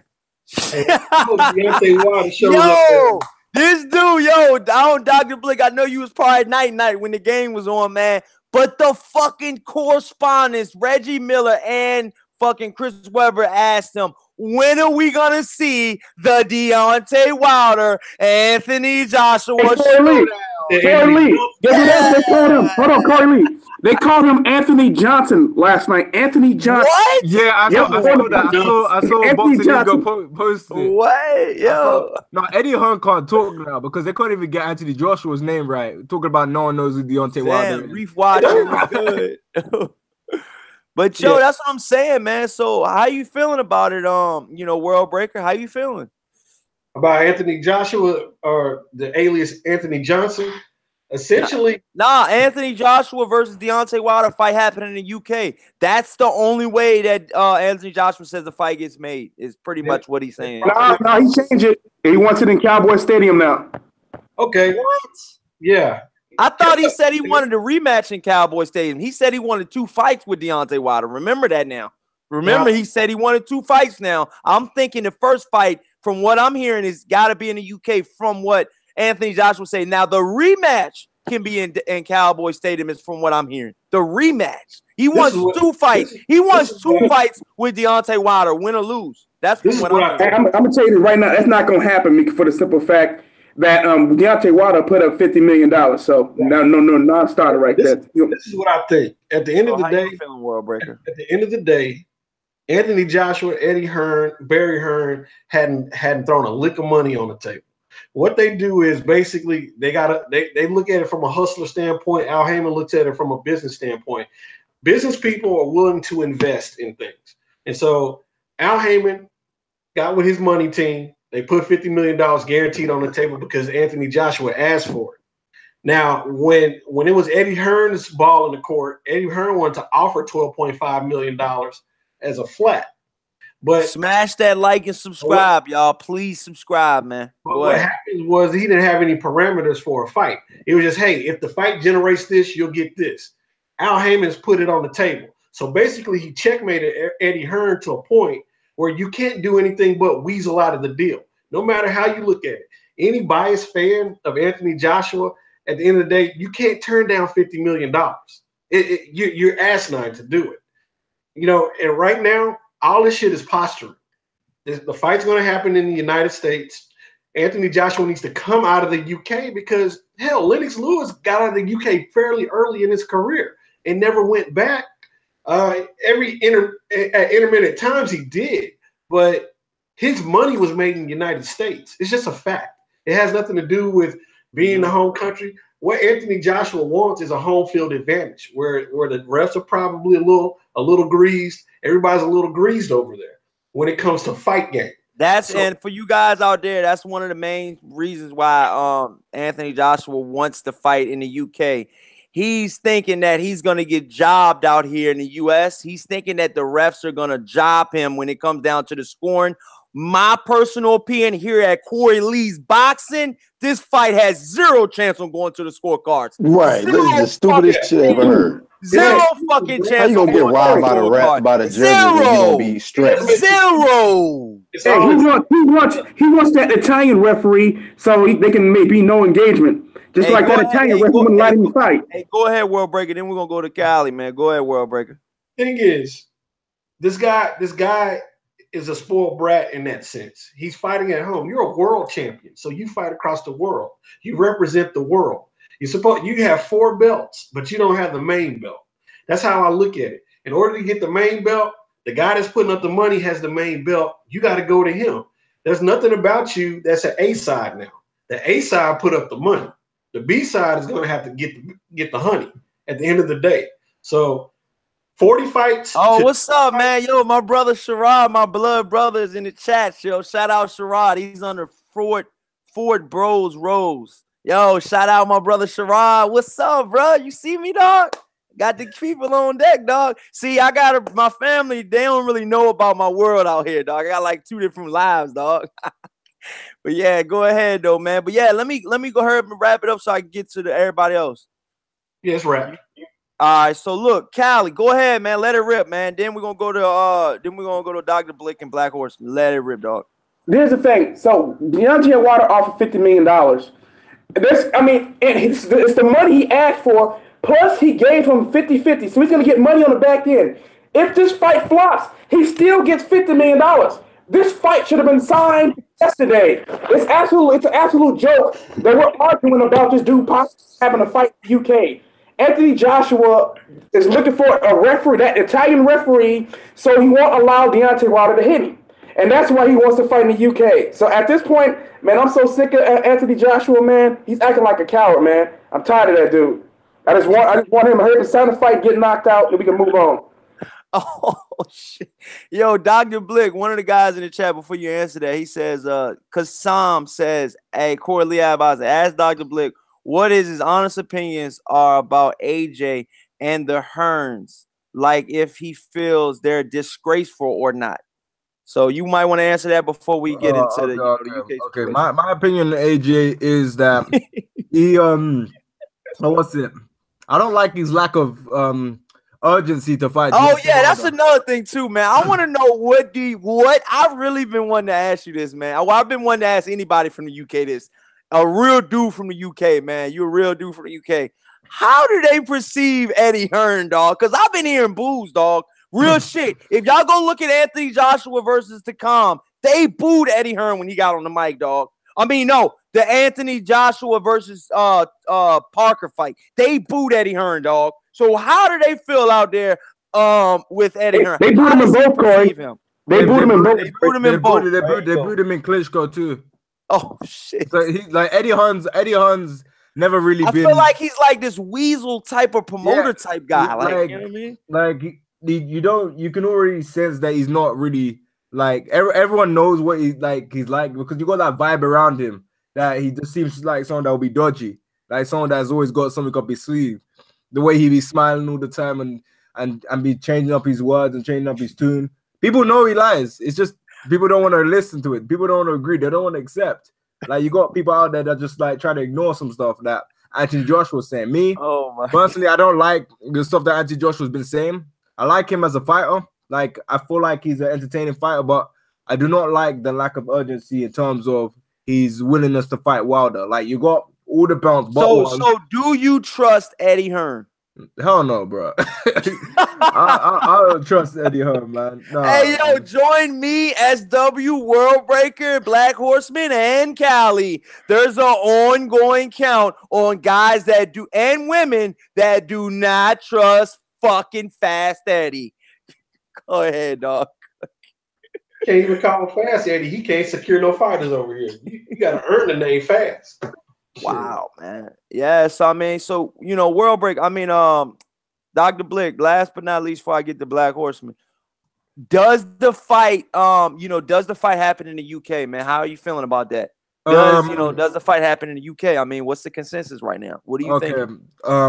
Obviously, we know Anthony Joshua wants to have the fight in the UK. And who do you think the A side is? You personally. I'm being honest. Okay. Be honest. With me. Be honest now. Don't be honest. Don't hold anything back.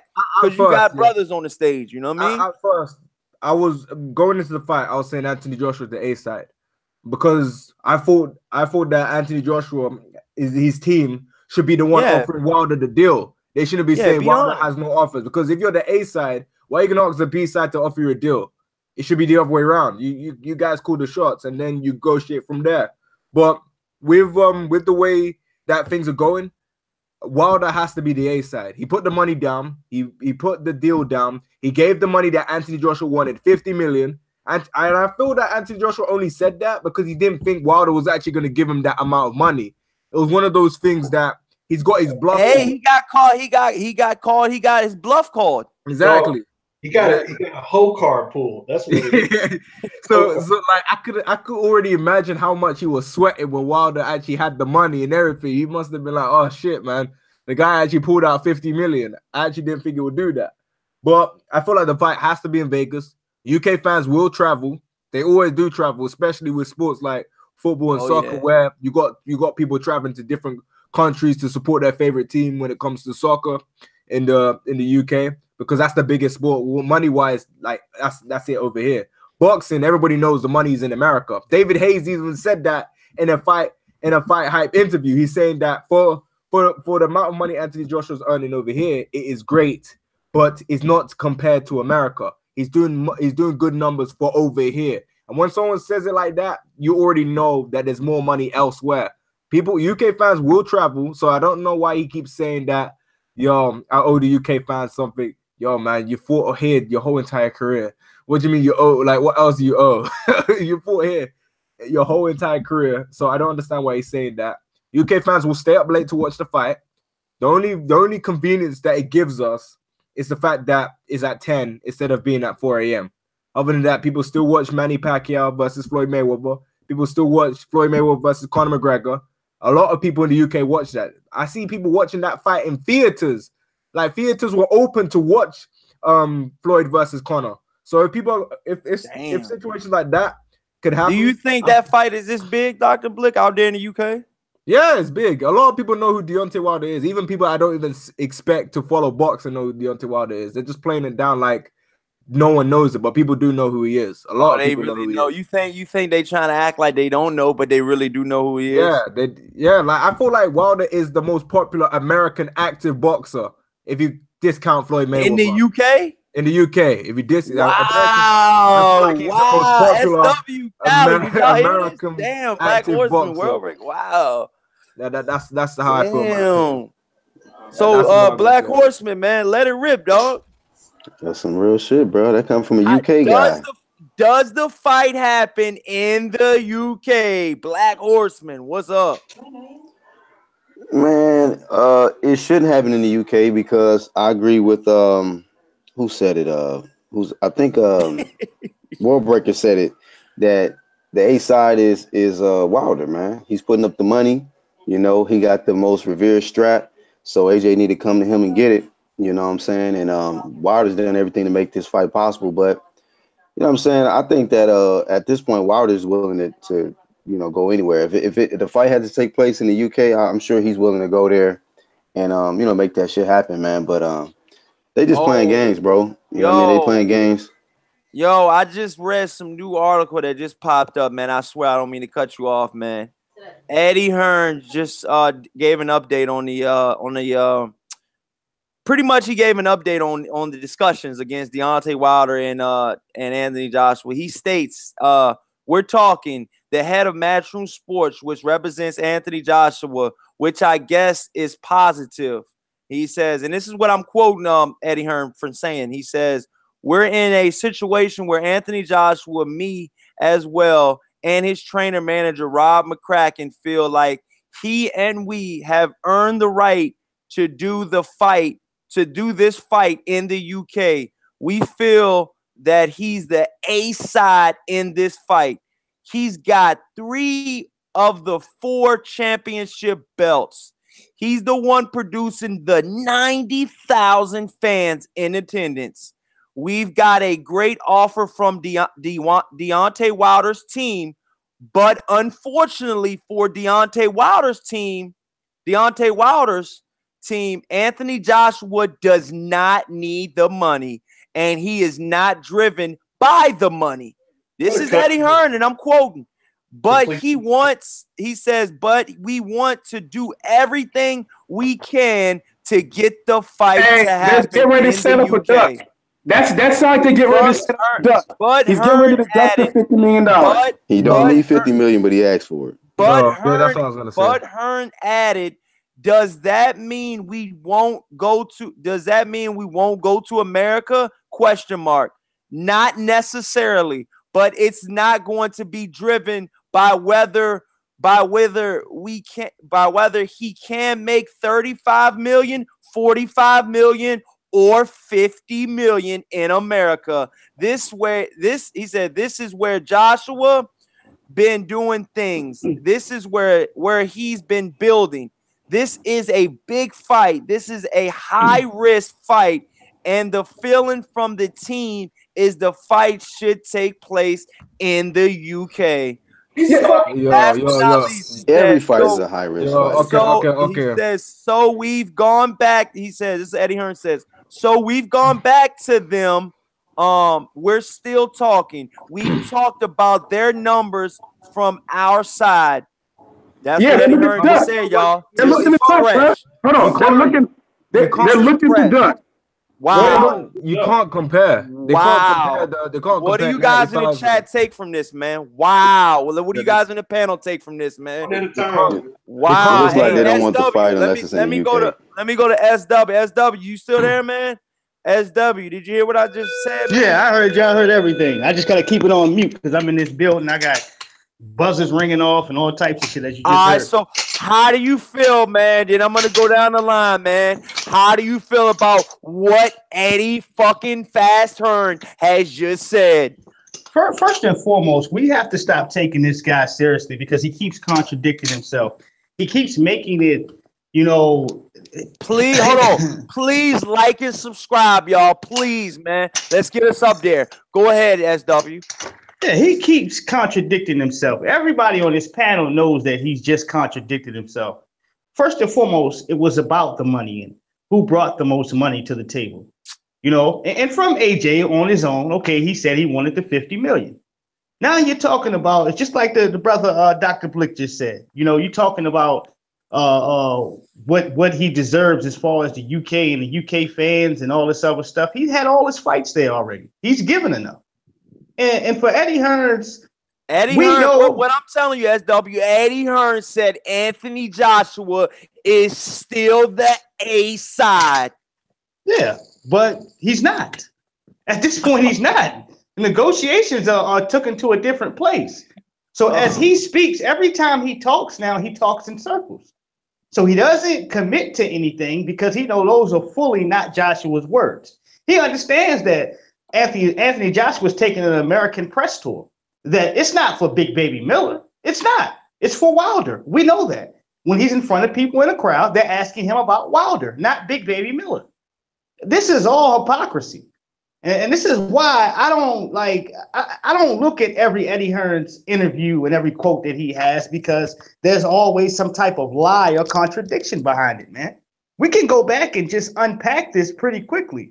He's sitting here talking about, pretty much how he wants to give back to the UK fans and they're the A side, and you taking yourself out of the A side position when the other team over here is controlling the money. And don't speak about how it's not about the money when you're ticket scalping and selling these tickets out the back door, trying to fatten your pockets. You want to drain and milk this guy for as many fights as possible for your company. The number one thing about this is the money, because if that wasn't the case, the fight would already be signed. The money is the end all be all in this situation. And he's a fucking liar. Excuse my language. All right, man. World Breaker, man. How are you feeling about this, man? And we're gonna go to Cali, Dr. Blick, and Black Horseman. Go ahead, man. It's just another series of contradictions that come out of Eddie Hearn's mouth. This is, hey, ladies and gentlemen, if you haven't heard, man, I'm pretty much saying Eddie Hearn is pretty much saying, man, Eddie Hearn, and I quote, says Anthony Joshua does not need the 50 million and that they are still the A side. Go ahead, World Breaker. Well, to answer that, if they were the A side, they would have made a counter offer by now. They haven't. If Anthony Joshua didn't need the money, he wouldn't say, hey, give me $50 million. I'll fight. I'll sign tomorrow. He said these things. So when you look at it, now that their nuts got put on the table and the whole card got pulled, now they're backtracking. Now they're stuttering and stumbling. They're on Anthony Joshua didn't earn his titles, bottom line. And so a guy that needs to develop, who feels he needs to develop and he's the world champion, that says either you're scary or you didn't earn your titles. We know the history of Anthony Joshua and how he got his titles. He's only earned one title. That was from Joseph Parker. So, again, an obscure champion. No one knew who he was until Anthony Joshua signed the fight with him. Okay? We got a situation where the money got put where the mouth was, and now the mouth can't swallow. And Eddie Hearn is the bad character in this whole narrative. Anthony Joshua, I think his first instinct is to take the fight, but he's being manipulated so much by these people who are trying to shield him from the other side of the equation that they'll do anything to keep this guy on the tip, bottom line. And I'm not going to – this is real talk. All right. Hey, Cali, man, how are you – Cali Enigma, it's your time to shine, my brother. How are you feeling about Eddie Hearn saying that they do not need the $50 million offer and that Anthony Joshua is not broke and they are the A side? How are you – what's your rebuttal? Cali Enigma, let it rip. Side because they can't put up the money. And second of all, Eddie Hearn has done everything he can. Eddie Hearn has done everything he can to keep Anthony Joshua, away from Al Haymon. That's why they took that DAZN money and gave him $100 and some million to re-up with Matchroom Boxing, because there's no AJ, then no one gives a fuck about Matchroom Boxing. So let's just go. At the end of the day, it is about the money, because he was talking big shit about how much money that they had until he got sunned by Al Haymon. So it's always about the money. And right now, the reason that they don't want to fight in America, because Eddie Hearn's not going to be able to rob Anthony Joshua the way that he always has. And that's why he comes out in his videos responding to us in the LDBC when we've been telling Anthony Joshua to make sure you look over all your contracts, because we believe that Eddie Hearn, that they're taking a bigger cut than what they're saying.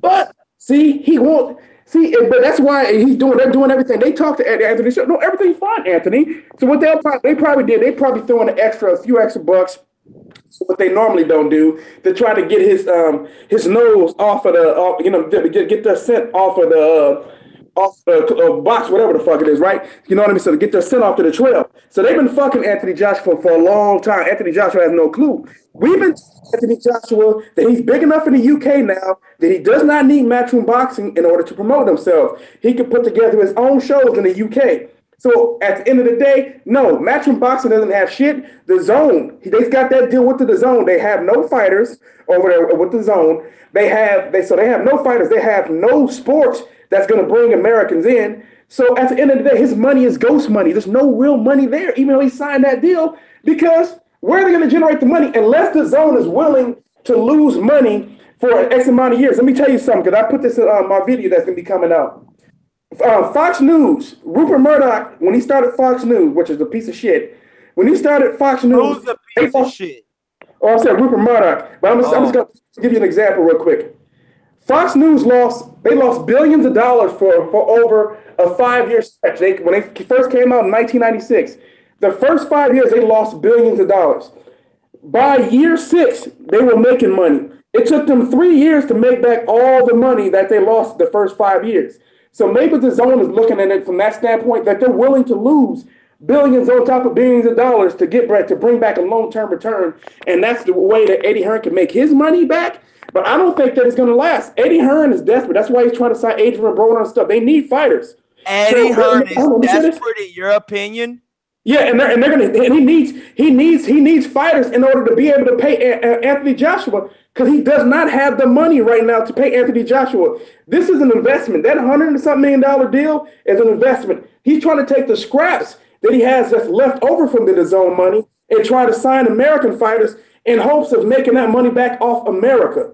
And I'm telling you, all this is about at the end of the day. He needs Anthony Joshua to fight in the UK because he's not going to get, let me say, he needs Anthony Joshua to fight in the UK so he can get more money for Matchroom. Matchroom only gets the regular promotional fee if the fight takes place in the US. Wow, man. What's up, Suleiman? Dr. Blick. With everything being said, man, pretty much Eddie Hearn is saying that they do not need the $50 million in recent news, and that they are still the A side. Does the fight happen, and what do you take from that, man? Okay, so here's the thing, yeah. The only reason why 50 million is in the picture. Please like and subscribe, y'all. Please like and subscribe. Show some love, man. Go ahead, Dr. Blick. Okay, so the only reason why 50 million is there and is on the table, is in the equation, is because Anthony Joshua said, give me 50 million. If he never said, give me 50 million, no one would be talking about 50 million. Because he said, give me 50 million, then he'll accept the fight. They are pretty much taking his word for what he said. Yo, you said you wanted 50 million, we give you 50 million. Obviously, we know Anthony Joshua does not need 50 million, but we do know he wants 50 million. That's the difference. With what Eddie Hearn is saying in terms of A-side, he's looking at it in terms of popularity. I'm looking at it in terms of who's bringing in offering the most money, who's actually making the deal on the table. You can't just say, yo, we're the A-side, but we're not gonna do shit. We just want to control the whole fight in the UK while you give us 50 million and you get no perks and no conditions in your favor. Wilder's team, in my eyes, bought the A-side rights. Obviously, if you're looking at popularity, AJ is more popular, but the moment this man put down 50 million, he should have control of where the fight is. Because either way, regardless of whether the fight does bad or good, AJ's still gonna at least get 50 million. So I don't understand why. But that's what I'm saying. How does the fight happen in the US? In the UK, if because I think that 50 million, and mistake me if I'm wrong, Callie and World Breaker. Mistake me if I'm wrong, man, and quote me if I'm wrong, man. But that 50 million was for the fight to happen in the US, if I'm not mistaken. Am I wrong for that? Wait, do we talk Callie Enigma? Okay. I mean, you know what I'm saying? And World Breaker. Am I wrong? I mean, I thought that $50 million offer was for the United States offer for the fight to happen in Las Vegas. You know, that's my personal opinion, man. That's what I'm thinking about the situation, man. There's no scenario where the UK fight is profitable on the line that an American fight, a fight in America would be. It's just the numbers don't make sense population wise. The pay-per-views don't make sense. None of it makes sense. No numbers compete with that.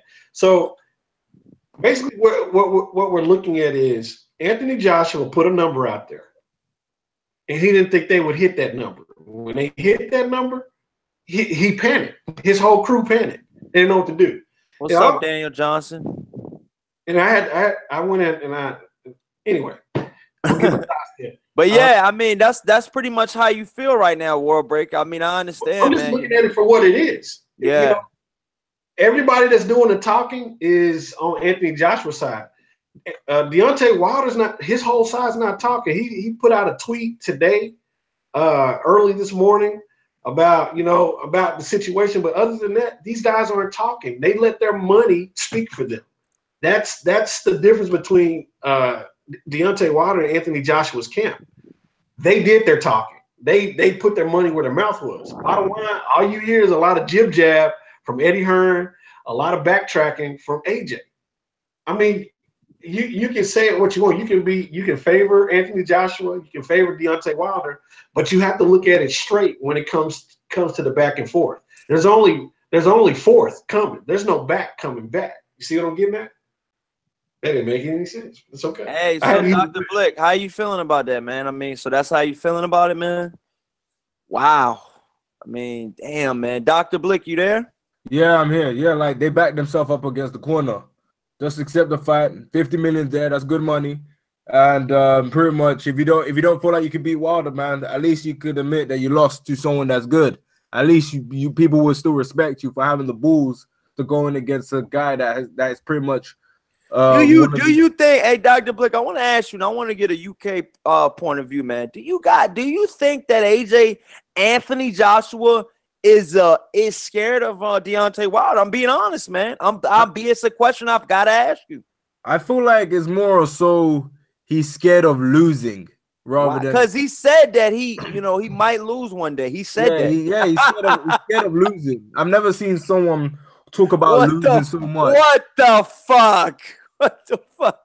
Hey, all his wins have been manufactured, Dr. Blick. That's the thing. Oh my god, dude. Yeah, that's why he was in the UK. It's all about controlling everything. Right. It's all about keeping under control. Exactly. And once he goes to America, he loses that control. Yeah. But like Wilder has to come out and knock him out. Like everybody knows when you go to somebody else's soil, you gotta go out there and knock that person out. You gotta not make it go to the judges' scorecards. Of course. That's what Badou Jack realized when he fought Adonis Stevenson. Like, if he wanted to actually be convincing, he had to knock him out or put a little bit more pressure, make it obvious, make it so obvious to the point that they can't cheat you. But let's face it, with Deontay Wilder, it's never going to go to the scorecards. It's happened only once in 40 fights. So the likelihood of it happening is nil. You know? Yeah. And on top of that, the guy he went 12 rounds with ended up in the hospital for 2 months. So, and then at the end of the day, Anthony Joshua is not going to the scorecards. Who ended up in the hospital for 2 months? He beat the shit out of him. Wait, the first fight or the second? The first fight. The first fight, he was fucked up real bad. A 12-round beating. Will Bermane-Stiverne ever be the same? He wasn't the same. He should retire, man. He should retire, man. No, he got knocked down. Hey, he got knocked down in his next fight. Suleiman, will Bermane-Stiverne ever be the same? Suleiman, welcome back. Yes, how you doing, sir? How y'all doing? Suleiman's back. What's going on, man? Will Bermane-Stiverne ever be the same, Suleiman? Well, but Bermane-Stiverne, what we have to see, we have to gauge that. We have to see a barometer fight. We have to put him on one of those European guys that Derek Chisel have been fighting. Hey, that's another thing. That's another thing I want to ask too, the panel, man. Does a Bermane-Stiverne like that beat Emmanuel Charr? Oh, well, let's not go there, man. I don't think he can handle Emmanuel Charr. Emmanuel Charr got a powerful style. But Emmanuel Charr is upper echelon, bro. He's the upper echelon. He's Lebanese German. He's a world champion, man. He right now for the European circuit, him and the European champion, the one that beat Derek Chisova are the top echelon. But yeah, let's try to stay on topic. What we're talking about right now is that like a guy like Bermain Stavern, Cali. So what I mean, you know what I'm saying? How do we gauge Dr. Blick and World Breaker fight and Cali? How do we gauge, what Eddie Hearn says? I mean, where do we go next? Where do we go? Eddie Hearn, well, first thing, you can't take Eddie from what Eddie Hearn just said. Where the fuck do we go? Where do we go? Eddie Hearn lies multiple times a day, so it's hard to really take him completely seriously. But I do believe Anthony Joshua wants to fight in the UK, and I'm just telling you, that fight can't be in the UK when you put up $50 million. I'm sorry. I mean, it just can't be, because why would you take? It's both fighters are taking it. Why would Deontay Wilder want to take a pay cut? The one thing that they said, well, it's more money you ever earn in your life. Well, Wilder's putting up more money than Anthony Joshua's ever earned in his life, with the opportunity for Deontay Wilder to earn way more than he's earned his entire life. So why would he turn down that opportunity to go with the little money that Eddie Hearn can't even offer him remotely with the possibility of what fight in the United States can offer. So it makes no sense for any of the fights to be in the UK. No disrespect to the UK, but the UK cannot generate the kind of money that Deontay Wilder and Anthony Joshua fight could possibly earn, which is well over the amount of $100 million. The UK just can't generate that kind of money. They can't. And that's why Eddie Hearn, he continues to offer 12.5 with a couple. And I think he upped it to like 14 or 15. No, he offered it to 15. Upped it to 15 million. It's like, hell, Wilder can get more than that here in the US. Way more than that. That's why they put up the money. Because they believe, they know. I'm telling you this right now. Al Haymon has done enough events where he knows that this fight is going to do over 100 million easily. And that's why they put it up. And the people who put the money behind it, they know Al Haymon. They know Al Haymon's background. They know Shelly Finkel's background. They know Shelly Finkel's background. I mean, Eddie Hearn has never put together an event of this magnitude. He hasn't. He's a rookie on this. He's dealing with two veterans. They know what they're doing. So at the end of the day, the fight needs to go where the most money is going to be generated, like it is the majority of the time. Only in this weird-ass world, this shouldn't even be an argument. This is a dumb fucking argument to have. Like I've been telling other people, anybody that try to convince me that the 12.5 million or 15 million is better than $50 million, get the fuck out of here. I'm serious. I don't want to hear that stupid shit. Anybody who tried to make this argument, fuck you. It's a dumb argument. It's a pimp move. That's what it is. Corey, let me say something. What's up, dog? Corey. What's up, man? Go ahead. Corey. Go ahead. Yo, check this out. How come Eddie Hearn don't do this, right? These guys are nervous because they want to make sure that they go build a card. Why they don't do like they used to do in old school? Make another entry-level card that both heavyweights fight a second-tier opponent, right? On the same card. Right, and then after that they make the big event, so there'll be a build-up, like a promotional build-up. I mean, my personal opinion, Suleiman, I hear what you're saying. I respect what you're saying, man. I solely hear what you're saying, man. And maybe Callie and Dr. Blick can elaborate a little bit more on World Breaker. Y'all can elaborate a little bit more. No, that's too much of a risk, especially and that's what I was looking. My personal opinion is if Anthony Joshua fights a guy like Povetkin next, which he is mandated to fight next, Suleiman. If a guy like Anthony Joshua fights Alexander Povetkin next, he might get stopped. I'm being fucking honest as I can ever be on this show right now. Thank you, Corey. I'm being honest right now, man. There is a good likelihood of Anthony Joshua's reign coming to a screeching halt, and the $50 million will not be there anymore. And we avoided up Povetkin on top of all that. We don't know what the fuck Povetkin gonna be. He's a 7-time cheat. Suleiman, Dr. Blick, what do you have to say about that? An entry-level card. But be honest with you, man. For an entry-level card, Povetkin's got to be next. He's got to be next. Yo. Anthony Joshua. Does Anthony Joshua get by Povetkin, Dr. Blick? You being from the UK, man. I know you heard about Povetkin. Yeah, that's a tough fight. Like Anthony Joshua, whatever he chooses, he's in a hard position, man. On the left, you got Wilder. On the right, you got Povetkin.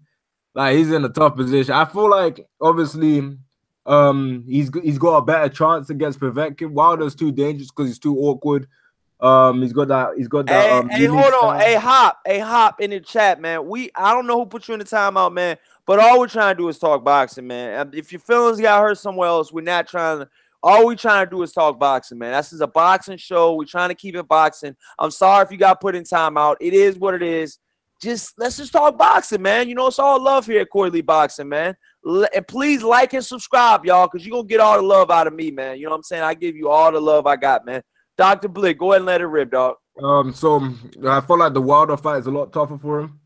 But I don't know, man. It really does depend because it's hard to say how good Povetkin is still because he's been gone for a while. He fought against David Price, who I expected him to beat. He's never really been. I don't know how good he is after he's been gone. And like you said, we don't know what he's on, a 7-time cheat. So it's up in the air. But if it is the Povetkin of old, he could get stopped. Like, I wouldn't even be surprised if he gets stopped. That's the question, y'all. So let me respond to this real quick. Wow. I think a clean Povetkin. I think AJ washes a clean Povetkin. I don't know what this motherfucker's on though. That's why we don't know. But there's one thing you gotta put out there. Yeah, I can imagine seeing Povetkin getting robbed in that fight. But I can see that happening. A clean fighter himself? Is my question. Nobody knows about that, man. A lot of people are saying that the reason why he doesn't want to fight in America because he doesn't want to do that VADA testing. Yeah, I just never thought of AJ being a cheater, man. I don't. I think AJ's worried about getting beat and losing endorsements. That's what I think it's more about. I can't believe I'm the one defending him. I like AJ though, man. It's funny. Out of all this stuff though, I actually like Anthony Joshua. And after he loses, I actually look forward to him actually getting back on top again. I don't think he's going to fall that far from grace. I think he can actually, bounce back and have a really, really good career and actually be world champion again. But I think that Anthony Joshua's worried about losing because he's right now. Anthony Joshua has a lot of momentum right now. Let's keep it 100. Anthony Joshua has a lot of momentum right now. Endorsements and gaining popularity, and he has an opportunity. If he beat Wilder, he could be a megastar here in America. He has. I'm telling you, dude has the look and everything else. Or Anthony Joshua, if he knocked out Deontay Wilder, especially in America, he needs to do it in America, not in the UK. The Americans need to see it here. If he did it here, I'm telling you, man, this dude, because there's Hollywood, Silicon Valley, they're ready to jump on that dude, man. I'm just telling you, he's very, very marketable. So he would be wise to fight here. Go ahead. I was just gonna say it makes him versus Tyson Fury bigger. That fight becomes massive because it's gonna be they're gonna advertise it as Tyson Fury, Anthony Joshua holding Tyson Fury's belts because Tyson Fury came out like a while back saying is his belt holder. We're gonna say though, bro. Hey, I think all three of them dudes can fight multiple times. I think Tyson Fury, Deontay Wilder, Anthony Joshua, all three of them dudes can fight multiple times, man. I mean, each other. It could be that trio right there. There's no reason why they can't have like 6 fights, 6 to 8 fights between those three guys. I'm serious. Yeah, I can see that. But I'm being honest, y'all, man. Do y'all want to see a interim fight first, like Suleiman said? Is that the route to go? No, I don't think so. No. It's too much. It's too much shit that can happen, man. And let's be honest. Deontay Wilder's not on the outs neither. We don't know who he's gonna fight next. And like I said, man, these guys have mandatory sometimes. You know why it shouldn't be an interim fight? It's too much possibilities that can happen wrongly. Fuck the possibilities. He's the world fucking champion. Bottom line, you don't get no fucking practice runs. Okay, you're the champion. At the end of the day, motherfuckers. Let's say football. If the New England Patriots or the Dallas Cowboys are the Super Bowl champions, they get the hardest schedule the following year. When you win the belt, you have to take the best challenges, the biggest challenges. Unfortunately for Anthony Joshua, since his career has been manufactured the way that it has been, he has to face the person that sits at the top of the food chain next to him. You have 4 belts. How you got them is dubious, but at the end of the day, you have to fight the guy that has the other belt. You can't dodge. You can't duck. This guy is willing to fight you. You have no excuses. You have a belt. This guy has 4 belts. Make it happen. The guy that's doing the most talking is the guy that's not doing shit. Okay, towards making this fight. That's all it is. You know, one way or the other. I always say this. It took me a long time to come around to Deontay Wilder as far as how he boxes him and how he does things. At this point, I can't dispute 40 wins with 39 knockouts. Okay, I can dispute 21. Hey, actual, I'm adding you as a moderator, man. Clean some of that shit up out there, man. I can dispute Anthony Joshua's record. You got 1 win against a retired Vladimir Klitschko coming off a 2-year late. Okay, at the end of the day, your record is suspect. How you got your belts are suspect. Who you fought is suspect. The same thing can be said about Deontay Wilder for a good majority of his career. But guess what? Deontay fought the hardest guy in the damn division, the scariest guy in the division, and he knocked him. Hey, look, and I'm gonna be honest to everybody in the chat, man. You know what I'm saying? We got moderators out here for a reason, man. They're supposed to stop the trolls, man. And all I gotta say, if somebody keeps talking about the same fucking issue over and over and over, nobody wants to hear that shit, man. We're here to talk boxing, man. I had to cut all that extra shit out. Period. Whack somebody real quick. Cut all that shit out, man. I don't know if you came here to talk about some other shit in the chat, man. But like Fanon say, man, you didn't come to my channel to talk about that shit. You know what I'm saying? You came to my channel to talk boxing, man. And that's all we want, man. That's all we want, man. You know what I'm saying? We're not here to talk about, you know, all the bullshit, man. You know what I'm saying? If you got bullshit with you, leave it at home, man. That's all I'm saying, dog. You know what I'm saying? And if you want to leave my channel and unsubscribe, do it, dog. You don't got to announce you're leaving. That's all I'm saying, dog. And I've said that before. You know what I'm saying? So be a man or be a woman. You know, do what you got to do. But I love all my subs, man. You know you got my full attention. You know you got my love, man. And if you want a question, you got to ask anybody on the panel. Just add Coily Boxing, man. I'll be happy to read it off to you, man. But, you know, with that being said, man, with the whole Anthony Joshua situation going down, man, you know, I would love to get your, you know, you guys' opinion, man, you know, on this whole Eddie Hearn deal, man. I really want to know, man, does he have a good chance on, you know, signing, you know, U.S. fighters, man? I mean, does he? He's saying he's throwing around billions of dollars. Dr. Blick, I want to hear from you first, man. Then I'll go down the line, man. Does he have a good chance on signing U.S. fighters, man? And how is his reign been in the UK? I mean, how do you think he's done in the UK as a promoter? As a promoter, in terms of his success in the UK, he's done pretty well. But America's a different ball game. His reputation in America is too bad, and especially with this fight ain't helping his reputation. Like you see people like the Charlo twins coming out saying that this guy is trying to be the new Don King and all that stuff. So, like me, in my personal opinion, I don't think he can get America. Like I don't think he can do that.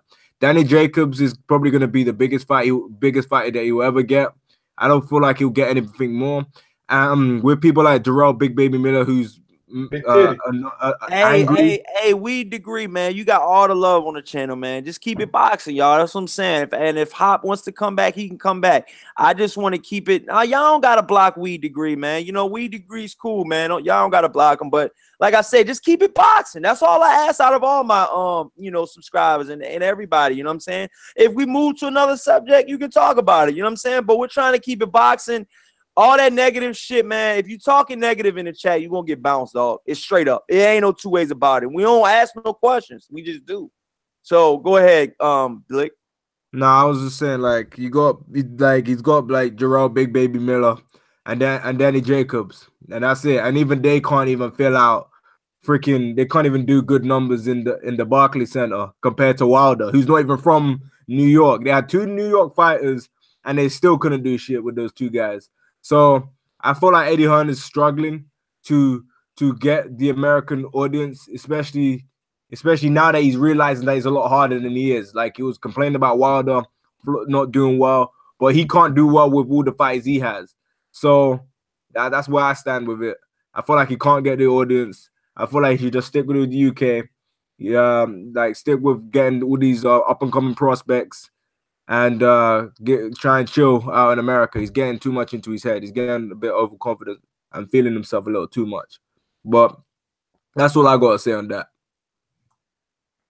Yeah, so Suleiman, how you feeling about that, man? You know what I'm saying? I mean, does Eddie Hearn make a good promoter in the US? Well, okay, he got to create a hotbed for himself. We have to be also a little bit more understanding. We give him the opportunity to create a promotional venue for himself and for other people, because there's room for advancement in the American circuit. What he got to do is, first of all, Povetkin went the distance barely with old Vladimir Klitschko. Okay, I think people are confused with Povetkin. Povetkin will get creamed by Joshua. Joshua's a live dog. Joshua is ferocious. Okay, I mean, remember all the guys that he beat on the come up. Okay, dubious or not, he beat them, and most of them got knocked out. Okay, Eric Molina looked like roadkill in there. Okay, so people how you call confused with Alexander Povetkin because he knocked out David Price, because David Price has no chin. He has no technique of, even when you're hurt, he can't finish up. And one thing that he does have is he's a good finisher, but I don't think he's gonna get to that point. He's gonna look like roadkill against Joshua. Joshua is a live dog. He's dangerous. All they gotta do is talk to the mandatories. In my opinion, talk to the mandatories. Give him a little settlement or whatever, right? And then pick like the European champion, right? Who's unbeaten for one of them, and get another fighter for one of them. Make a promotion fight. After the promotional fight, I mean, do you think he's gonna be a good promoter at Suleiman? Yes. He could be a good promoter. Callie, how you feeling about this, dog? I mean, damn. How you feeling about this, Callie? First of all, Povetkin's promoter already said that they're not taking no step aside money, so that's already dead in the water. Oh, what did he say? He said they were gonna take some step aside money. Yeah, that's what someone said. Offer them some step aside money. They can't offer. Yo, do you know how big that Alexander Povetkin's promoter is? Suleiman, yeah, multi-billionaire. Do you know, Suleiman? I'm being honest now. I'm giving you a shot. Yeah, he's do you know? Do you know how influential he is to the sanctioning bodies as well? I'm being honest with you. Okay, yes, I'm being honest too also, boss. Look, he barely went the distance. He was I'm not talking about distance. I'm not talking about anything, but I'm talking about outside of boxing. Influential outside of boxing. Yeah, do you know the shots that he calls with the sanctioning bodies? Yes, he's a fucking 7-time cheat, and he's the fucking mandatory. Yeah, but there's no way he's gonna makes big moves. Okay, his promoter makes big moves. You don't be a mandatory. You don't be a mandatory. You don't be a fucking 7-time cheat and be a mandatory. It just doesn't happen like that. Nah, he should have been banned. We got a promoter like. I'm sorry, dog. I'm sorry, Suleiman. It does not happen like that.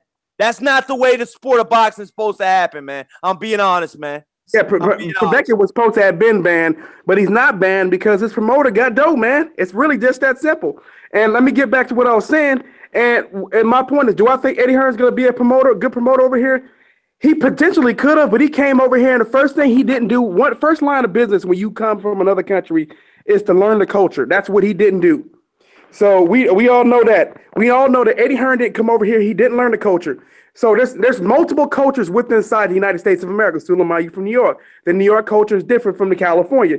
The New York and California culture is different from the South. Matter of fact, Texas and Louisiana culture is not even the same. You know what I mean? All across the South, it's all different. We got different cultures from different areas all over the United States. It's a vast country. So let's start from there. So he came in arrogant. The Zone came in arrogant. They just assumed that everything was the same. I don't know. Maybe they watched movies or something and assumed that everybody was exactly alike, but we're not. We're a collection of different people. Kale, who got a better resume, Alexander Povetkin or Anthony Joshua? Joshua's resume. What the hell they got to do with the promoter, man? We're talking about the promoter. You said Right now, all I'm saying is if they make the fight, Joshua's gonna whip his ass, bro. He's everybody's scared shit. But not short. He is slow as fuck, and he's gonna get his ass kicked by Joshua. Joshua's a beast, bro. People don't. But listen, Joshua might be a beast, man. But all it takes is one in the heavyweight, Suleiman. I'm being honest. And Joshua hasn't shown the ability to win, man. World breaker. That's what I'm saying. All it takes is one. Let me finish, Tori. Let me finish. Let me finish. The first thing, Joshua hasn't shown the ability to avoid shots either. Yeah, Povetkin is slow, but he's also roided up. I'm saying for sure, I agree with you. I'm 100% certain that Povetkin would lose if he wasn't on something. I don't know if he's going to be or not. That's why I want to get to that. But do I think Eddie Hearn's going to be? So no, that's what's getting back to my business point. The first thing of business is you're supposed to learn the culture. When you go there, you study the culture. You learn the culture. You then after that you start your business. Hey, yo, Marlos, I'm not even wrenched up in your joint, dog. I'm gonna give you the wrench, but you gotta wrench me in return, dog. I'm in Marlo's corner all the goddamn time. I ain't got a fucking wrench yet. I'm being honest, dog. Hey, okay. Facts are facts, dog. I ain't. Somebody said make Marlo's corner a moderator. Hey, I don't mind, but do the same in return, dog. Do the same in return, dog. I ain't got a wrench yet. They're all blue around me when I'm in Marlo's corner, and I ain't got shit yet. Now, let's keep it real now. All right, let me finish. So the first step, so once you learn that culture, you start to implement your plan. And then you go in there with the respect of knowing the culture so you can't insult people. And that's what Eddie Hearn did. Eddie Hearn came in insulting people right away, disrespecting the culture. And when you do that, I ain't got a goddamn thing yet. Fail. You know what I'm saying? When you do that, when you disrespect the culture, you set yourself up to fail. Everybody knows that anybody who's ever done any kind of international business knows that you must not disrespect the culture of another country you're trying to do business with. That is rule number one of international business. And Eddie Hearn went and took a giant shit all over that rule. So do I think he's going to succeed? Hell no, because he's not that bright. He's not as bright as I thought he was. Okay, my turn. This is how I look at it. Eddie Hearn is on display as we speak in America. Everything that he's saying, everything that he's doing, all the contradictory quotes, everything is a show in America. So what you're seeing from Eddie Hearn is reflected on the fighters when they take a look at him. And so it's like the AB thing that we started off at the beginning of the show. AB dissed this guy. Straight up. He said, man, you giving me a slave deal. Now, that resonates throughout the fight community. That means, hey, AB may not be an A-level fighter, but he's close enough to be an A-level fighter to where his opinion resonates, okay? And so that's going to reverberate across the whole boxing community in America. Eddie Hearn does not, everything he says, he has a contradiction to it. Everything he does, he has a contradiction to it. And so him coming in with some app or some group that we've never heard of as Americans, that doesn't, as far as I know, Callie was talking about on his video this morning, they don't have great customer service. It's not really that popular where they are as far as service. They're not going to make it here with AT&Ts and ESPNs and all your major networks, all of these entities that are involved in the United States. He's being arrogant by not studying the culture. He's being arrogant by not analyzing the situation at hand. He thinks he can come in here with some burn money, which is what he has. I think he's going to run out of his deal money very quickly, signing shit fighters. And he's not going to be able to penetrate this market whatsoever because he's burned the wrong people right away. He didn't come into it with respect. He came into it with arrogance. Bottom line. So look, Dr. Blick, man, how do they take this dude Eddie Hearn, man? I mean, I know you say you don't trust him. I know you say you don't take anything from. You don't trust him. But like, what I'm trying to say is, how does he make it in America the way he's? Do you think he makes it in America the way he's made it? In the UK? Nah, man, not just straight. Nah, like they said, he don't understand the American culture, and like just look at his interviews, he just keeps comparing America and the UK in terms of how things are done, in terms of how things how he wants things to be. You can't do that. You can't just come over to a different country and just act and just try and force what you're used to on the people. You got to do the things that the people like and understand. You got to understand what the people want. He doesn't understand the American market. And based on the way he's going about things, I don't feel like he's willing to understand the American market. So in terms of him making it in America, it's very unlikely. And I don't see fighters signing with him. AJ will continually be his cash cow. It's like how Canelo was to Golden Boy. It's exactly the same thing in my eyes. But yeah, can I say something, Corey? Yeah, Corey? Go ahead. Corey, man. Check this out. These people are saying that he's insulting other promoters. Yo, not for nothing, but he does that too. In my opinion, that he should be disrespectful. Listen, he could create revenues on his own, bro. He could say fuck the promoters. They're trying to blackball him. Create revenues. He could go to other avenues, bro. He could go to Wall Street. He could go to other areas, bro. People are narrow-minded with these promoters. He could create other boxers. There's tons of boxers in Europe, bro. He could bring to America too. He could bring Joshua and bring the UK fighters too, and bring guys from Germany. Look, there's fighters in Germany right now. Don't you think that the American promoters are already connected to Wall Street, the people who actually live there? Don't you think their ties are much stronger than somebody from outside of the country? Shout out to everybody be able to box them out. in the chats, man. Please like and subscribe. Please like and subscribe. We putting in this work right now, man, for you guys. Yo, Kelly, that's advancement, yo. There's no for advantage. There's right now America has mad avenues to make money, bro. Where you might see something in your hood in California or in Texas, you say, "Oh, that's just not gonna make no money." And I go over here, bro, and I tell you all kick rocks, and I go make this money. I'm trying to tell you, Suleiman, what I'm trying to tell the whole panel is, fighters see Eddie Hearn. And fighters see his shenanigans. And fighter also sees that he contradicts himself a hell of a lot of the times. So when you got a promoter that's contradicting the fuck out of himself, how can you trust him? Corey, let me ask you a question. That's all I'm asking, dog. Corey, let me ask you a question real quick. If you were to judge, I want this to go to everybody too, but I wanted to go to Corey first. Corey, if you were judging Eddie Hearn, if you had to just give him a grade right now about the job that Eddie Hearn is doing in America right now, what grade would you give him? Being that he's only had maybe like 2 shows, 3 shows, I'll give him about a C. I'll give Eddie Hearn about a good C, man. C plus maybe. Do you think he's headed towards an A? We gotta see. He hasn't had that elite, that A-level star yet. You know, and Jarrell Miller's far from an A-level star, and Danny Jacobs. Please. And the same question to everybody else. The same question to everybody else. I guess you can go to World Breaker and then Dr. Blick and then Suleiman. You need an A-level star to be an A-level promoter. I'm just being honest, man. I'm being honest. Go ahead, go answer that question, World Breaker. This is the thing. I've built businesses, man. And if you don't, I've only had one business where I went into it not knowing a damn thing about it. I got lucky.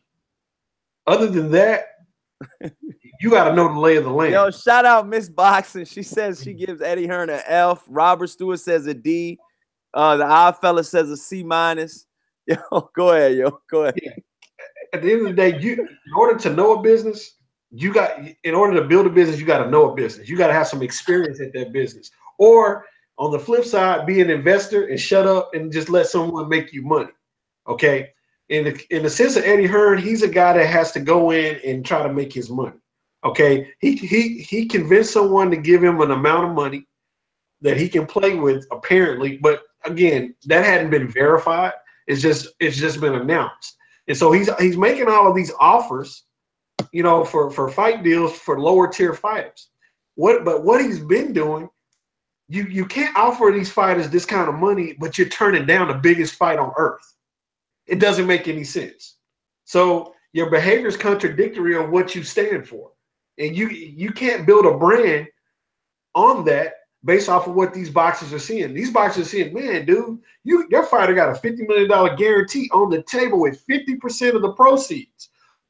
Past $50 million. So if my fight flops, he gets $50 million. and you're fucking with that fight. You hadn't signed that fight yet. So for people like AB and other boxers, what's up, the perfection? What's up, everybody in the chat, man?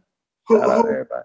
Who he's trying to seek. That doesn't look good. That's not good business. This dude's fucking around $50 million. Floyd Mayweather didn't get a $50 million guarantee.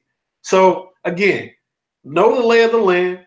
Go into business respectfully. Make good associations. Don't come in here fucking slapping people in the face because they're gonna fucking clap back with pistols, and that's what's happening to them. Well, Breaker, you just explained to me about business what I had learned international business class. Thank you, brother. I appreciate that. Hey, Suleiman, ask Dr. Blick the next the same question. Hey, yeah, Dr. Blick, then Suleiman, man. How you guys feeling about this, man? You still there, Dr. Blick? Don't go to sleep on me. I know it's about midnight over there. I'm still. I thought Suleiman was gonna go first. I thought Suleiman was gonna go first. No, but I do agree with what you're saying in terms of A-level fighters. Danny Jacobs isn't really an A-level fighter, and in my opinion, I don't really feel like he's that entertaining in terms of like he don't really trash talk. His fights aren't really entertaining. And he hasn't really put on any big major fights. Like if you just look at good matchups, there's no fight that you can actually say that Eddie Hearn has put on in America that you can go, yo, I'm looking forward to this fight. He hasn't really done that. And like when it comes to him making fun of other promoters, he does do that a lot because he's trying to make himself better than he actually is. Well, there's no consistency with it because fighters want to sign with promoters that's gonna bring them the best fights. And that's going to bring them the best money. And if shout out to Derek Robbins. He says too early to tell to grade Eddie Hearn. And FOG Boxing Talk says he gets a D because the fighters showed up. Go ahead, yo. Nah, but I was just saying that like you can't turn down Anthony Joshua versus Deontay Wilder when you're getting offered $50 million because Eddie Hearn's a promoter. His job is to promote fights. To make fights big. And what big fight has he made? He's blocking off the biggest fight in boxing to be made. So how a fight is gonna want to join him or want to side with him if he's gonna turn down $50 million and block big major fights? That's how I feel on this, man. Hey, Derek Robbins says it's 1:30 a.m. here, way past midnight. Okay, yo, check this out. Thanks for y'all watching. Go ahead, Suleiman.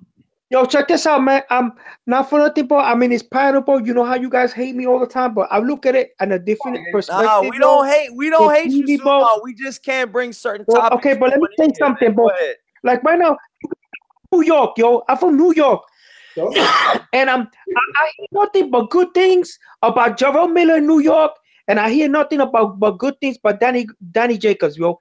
My opinion, you guys talking all that stuff about Danny Jacobs. Yo, Danny Jacobs is an ass kicker.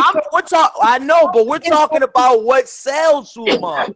Suleiman, sometimes you might be a good fighter, but you don't sell. We're talking about promoters selling. Okay, he might sell. We're not asking is his fighters good. We're talking about does he sell? Your job as a promoter is to sell. Okay, maybe he's not selling as big as the others, but the fighters he got are good fighters. Everybody in New York is say Danny Jacobs. You go to the barber shop, you get a haircut, you say Danny Jacobs, they know Danny Jacobs. You say Jarrell Miller, oh, so that's the big dude that looks like a linebacker that could kick ass. People like Jarrell Miller. Because, yo, the average fucking guy... They don't go to their fights. They don't go to their fights. Yo, the average... All of us in this panel are big dudes, except you, Corey, maybe. Everybody is big. Everybody could kick ass, okay? And, yo, Jarrell Miller is the mediocre guy. He looks mediocre, but he could be a world champion, bro. And I hate when people say, oh, he's 300 pounds. But he could kick ass. He could kick ass, and that's what people like. Jarrell Miller has star potential. He might not be a one-punch knockout, but the fight, Suleiman. The point of this question was, you know, saying the reason about his Eddie Hearn's promotional job. Yo, look, the odd fella says the Brooklyn Nets sell more than Danny Jacobs, and he has a great point. And the Brooklyn Nets suck. Yeah. So I'm being honest, man. Look, man. The proof's in the pudding and the numbers don't lie. You know what I'm saying? Danny Jacobs does not sell to the American audience. I'm being honest, man. What you want me lie on my own show? I can't do that, Suleiman. And everybody, and listen, nobody has bad blood against you, Suleiman. So I don't know why you get everybody hate. Okay, so when he fought in the Buckley's, he didn't make you obviously on the show, so I mean, let's be honest. So I know what you're saying, boss, but Solecki is a tough dude. He beat him. Okay, he took a beating, but he beat him. At the end of the day, in black and white, he beat him. Jarrell Miller fought that French dude. But listen, what we're talking about, what are we talking about, Callie and Dr. Blick? What we talking about? What we talking about? How many sales? Yeah, but sales fighting good people are two different things, man. You can fight a good opponent. If it don't sell well, it don't sell well. That has nothing to do with the quality of the fighter or how good the fighter is, regardless of what you think. But did he make a profit? Okay, right now, right? I could be like Tekashi 6ix9ine. Tekashi 6ix9ine, people say, oh, he's gonna make it. He's a mumble rapper. The guy went platinum. He's kicked up. He sells. He's the complete opposite from Danny Jacobs. He does not sell. Hey, and listen to this, Suleiman. Hey, if this was Push Bras, then Big Baby Miller be selling. I got a question. Yeah, who sells better? Yeah, at the Barclays, Deontay Wilder or Danny Jacobs? Come on, it's a no-brainer. It's a no-brainer. Okay. Danny Jacobs does not sell more than even a Danny Garcia. Let's be honest, Broner. Let's be honest. And these guys aren't even from New York. No, these dudes are from New York. So when you're saying, Suleiman, when you're repping New York, we respect that. We like that. We love the New York audience. But on the same note, New York fans can be very fickle. If they don't support you, they don't support you. Let's be honest now, y'all. Deontay Wilder's from Alabama, man. Country as it gets, man. Country as it gets. This dude done fucking broke records at Barclays Center, dog. Come on, man. Danny Garcia is like 30 minutes from Barclays Center. No, matter of fact, and Danny Garcia from Brooklyn? No, he's from Philly. Philadelphia. He's from Philadelphia. Yeah. Danny Garcia. He's Boricua, though, man. That's natural. Yeah. No, but I thought Danny Garcia was from Brooklyn, man. That's all. But he's Puerto Rican, man. Boricua. So he's going. It's an easy sell, man. Danny Garcia. No, my bad. I'm sorry, y'all. I'm talking about Danny Jacobs the whole time. Danny Garcia is one of my favorite fighters, man. Danny Garcia sells out. Sells out Barclays. I'm talking about Danny Jacobs. Danny Jacobs is from Brooklyn. Okay, right. The Barclays Center is in Brooklyn. It's in your backyard, dog. There's one. Okay, but did he make? There's one. Hey, and let me say this one thing too. Remember when Zab Judah fought Danny Garcia? Danny Garcia was the reason why that shit was sold out. Where's Zab Judah for? Zab Judah from Brooklyn. The reason it sold out was because of Danny Garcia. There's one thing you got to put out there is Adrian Broner hasn't won his last 2 fights, and he still sells. And he sells, man. And for you to be a successful promoter, your fighters got to do what, y'all? They got to sell that shit like hotcakes. Bottom line. Bingo. That's all I'm trying to tell you, dog. It's nothing against you, Suleiman, but that's all we're saying, dog. I mean, you being a fighter, you gotta sell, man. That's all I'm saying. Corey. Okay, cool. If he would have sold Danny Jacobs, if Danny Jacobs would have been selling out Barclays, I guarantee you he would have had more fighters with him. I guarantee you. If he would have sold out Barclays Center, he would have got more fighters. I can't agree. I will agree with you on that. I would definitely agree. Yo, guys, yeah. I think I'm gonna call it a day. All right, man. I'm gonna wrap it up too, man. Hey, Dr. Blick, how do we get your information, man? I sent you a message. Okay. I'll check it out. Hey, Dr. Blick. While we wrapping this show up, man, we're gonna go ahead and start wrapping the show up with you, man, because I gotta head home. I'm not even at home. I'm at my people's house. But so quick to Dr. Blick. Hey, Dr. Blick, like I said, I'm gonna shoot you an email, man, and then I'm gonna shoot you my information in an email, and just shoot me your information back, man. We can always talk through through Hangouts or through WhatsApp or the WhatsApp. I don't know if you have the WhatsApp. Yeah, we can talk Yeah. And we will be going live tomorrow, y'all. So we'll be right back here again at 8 p.m., man. I'm gonna try to be on 8 p.m. Okay, live, y'all. We're gonna be live here on Corey Lee's Boxing, man. Hopefully with the same panel. And we're gonna talk good boxing, man. These have been good boxing conversations. Sometimes it gets heated, man, but some of these discussions. Before you wrap up, Corey, is Eddie Hearn making a profit? That's what I want to know. Is Eddie Hearn making profit? No, you can make profit, yeah, but it doesn't mean it's good profit. Not all money is good money. Hey, there you go, man. Hey, Dr. Blick. Hey, there you go. That's all I gotta say. Dr. Blick, go ahead and let everybody know where to find you and let them know what you think about the show, man, being on the show. Yo, man, thanks for having me. It's always great to discuss boxing with you guys and to actually catch up because it's been a while. I'm gonna try and be here more often. I've been caught up with a lot of stuff in terms of soccer training and stuff. But you can find me on Golden Gloves Boxing. I'll be posting a lot of stuff to do with the heavyweight division. Also, I'm looking to work my way down the lower weight classes and cover stuff in the welterweights, the light heavyweight, and even cruiserweight because Usyk and Garcia, I do wonders, man. I want you, if you could possibly do this, if you can get an interview with Daniel Dubois, man, I'll be happy with that. If you can find a way to get an interview with him, bro, I'll be happy. I will try and do that because where my cousin's from, her like Anthony Joshua's sister does her hair, so I could try and see if I can actually get a chance to talk to people like that, and even Anthony Joshua get some questions in. Like I even asked you guys to list me down some stuff if I'm able to like speak to him. If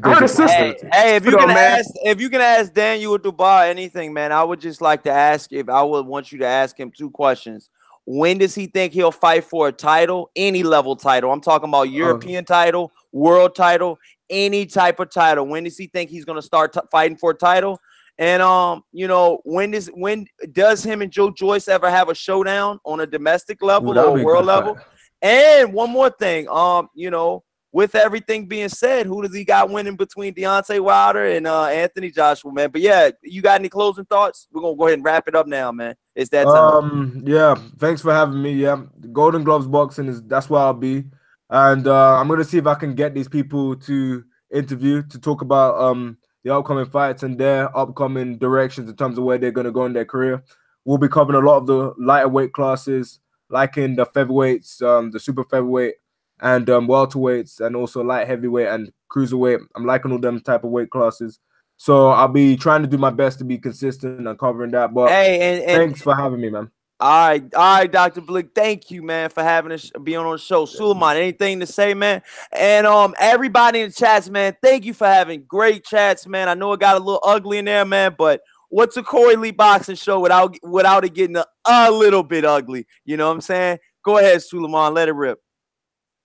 Yeah, man, thanks a lot for having me on your panel and having me express myself without having no fear to do that, and even though my opinion might be different than yours, but like I just want to wrap it up too. I got a little channel I'm trying to start up myself, Suleiman I Oscar on YouTube, for professional boxing. And my opinions might be different, but hey, it's a different perspective. Boxing is bigger than what people think. Boxing is you got a whole bunch of different circuits, man, all over the place.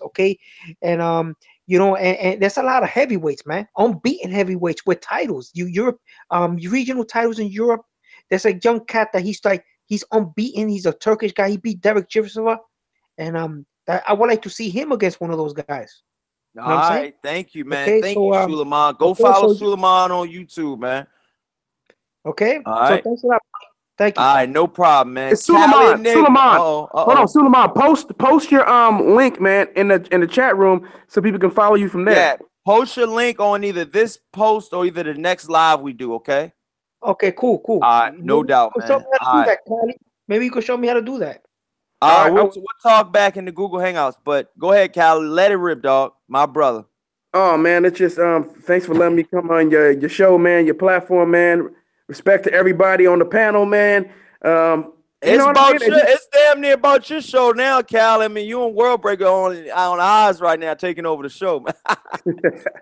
Nah, man, it's you know, I'm just happy to be on the show, man. I love talking boxing, man. It's a, you know, it's my favorite sport, and I'm hoping that it can continue to grow here in America, man. And only thing we need is for them to make sure that the boxers make the right moves, and it will grow, and the boxers will be able to get more money. But I'm gonna let you know this right here. I'm in the LDBC. And we're not going to support any boxer who tries to duck another boxer. I don't care if it's a boxer that I like. If you choose to avoid a fighter because you view him as a dangerous fight, I will not support you. You will not give him no support. So if you want support from me, you have to fight all the tough competition. That's everybody. I don't care who it is. No one gets a pass. No one. Wow, man. There you go, man. The World Breaker. You got anything to say, dog? Wow. I love coming on here and having these debates. If we have these a little later, I've usually had a drink, so I get real live then. When you see me about 11 o'clock, it gets uncut. So, and you'll see that on Marlowe's Corner sometimes. I just go left, but check out Marlowe's Corner, man. Good channel as well, man. I'm now a new mod. After tonight, I had to say something. I'm a new mod now. The shit out of that one, didn't you? Yeah, I had to, man. Shit, mod for mod, right? That's how we got to do it, you know? Real talk. Check me out, World Breaker Fighting. Corey is my dude, so, you know, he pops up anytime he wants to. And so you might see the same format on my show with Corey, Cali Enigma, or anyone else. Sulaiman is definitely invited because, you know, I take all opinions, even if I agree or disagree. But bottom line is, hey, we want to see the best fights. Big Titty Miller, hey, he's better at selling bras than fucking fighting. Yep. I don't not that he's a bad fighter. I look at him, he's not marketable. He's not marketable, man. And at the end of the day, we are looking for the best fights, and right now we have the best possible fight we can have in the boxing game, and people are throwing obstacles in a way that are unnecessary, but we know why. Hey, check out World Breaker Fighting, Breaking the World. I'm gonna holler at y'all later. On to you, Corey. Hey, man, this has been Corey Lee's Boxing. Please like and subscribe to all the guys on the panel that we've had today. And with that being said, man, you've been hit with another banger. And until next time, peace. Hey, Corey, get on late with me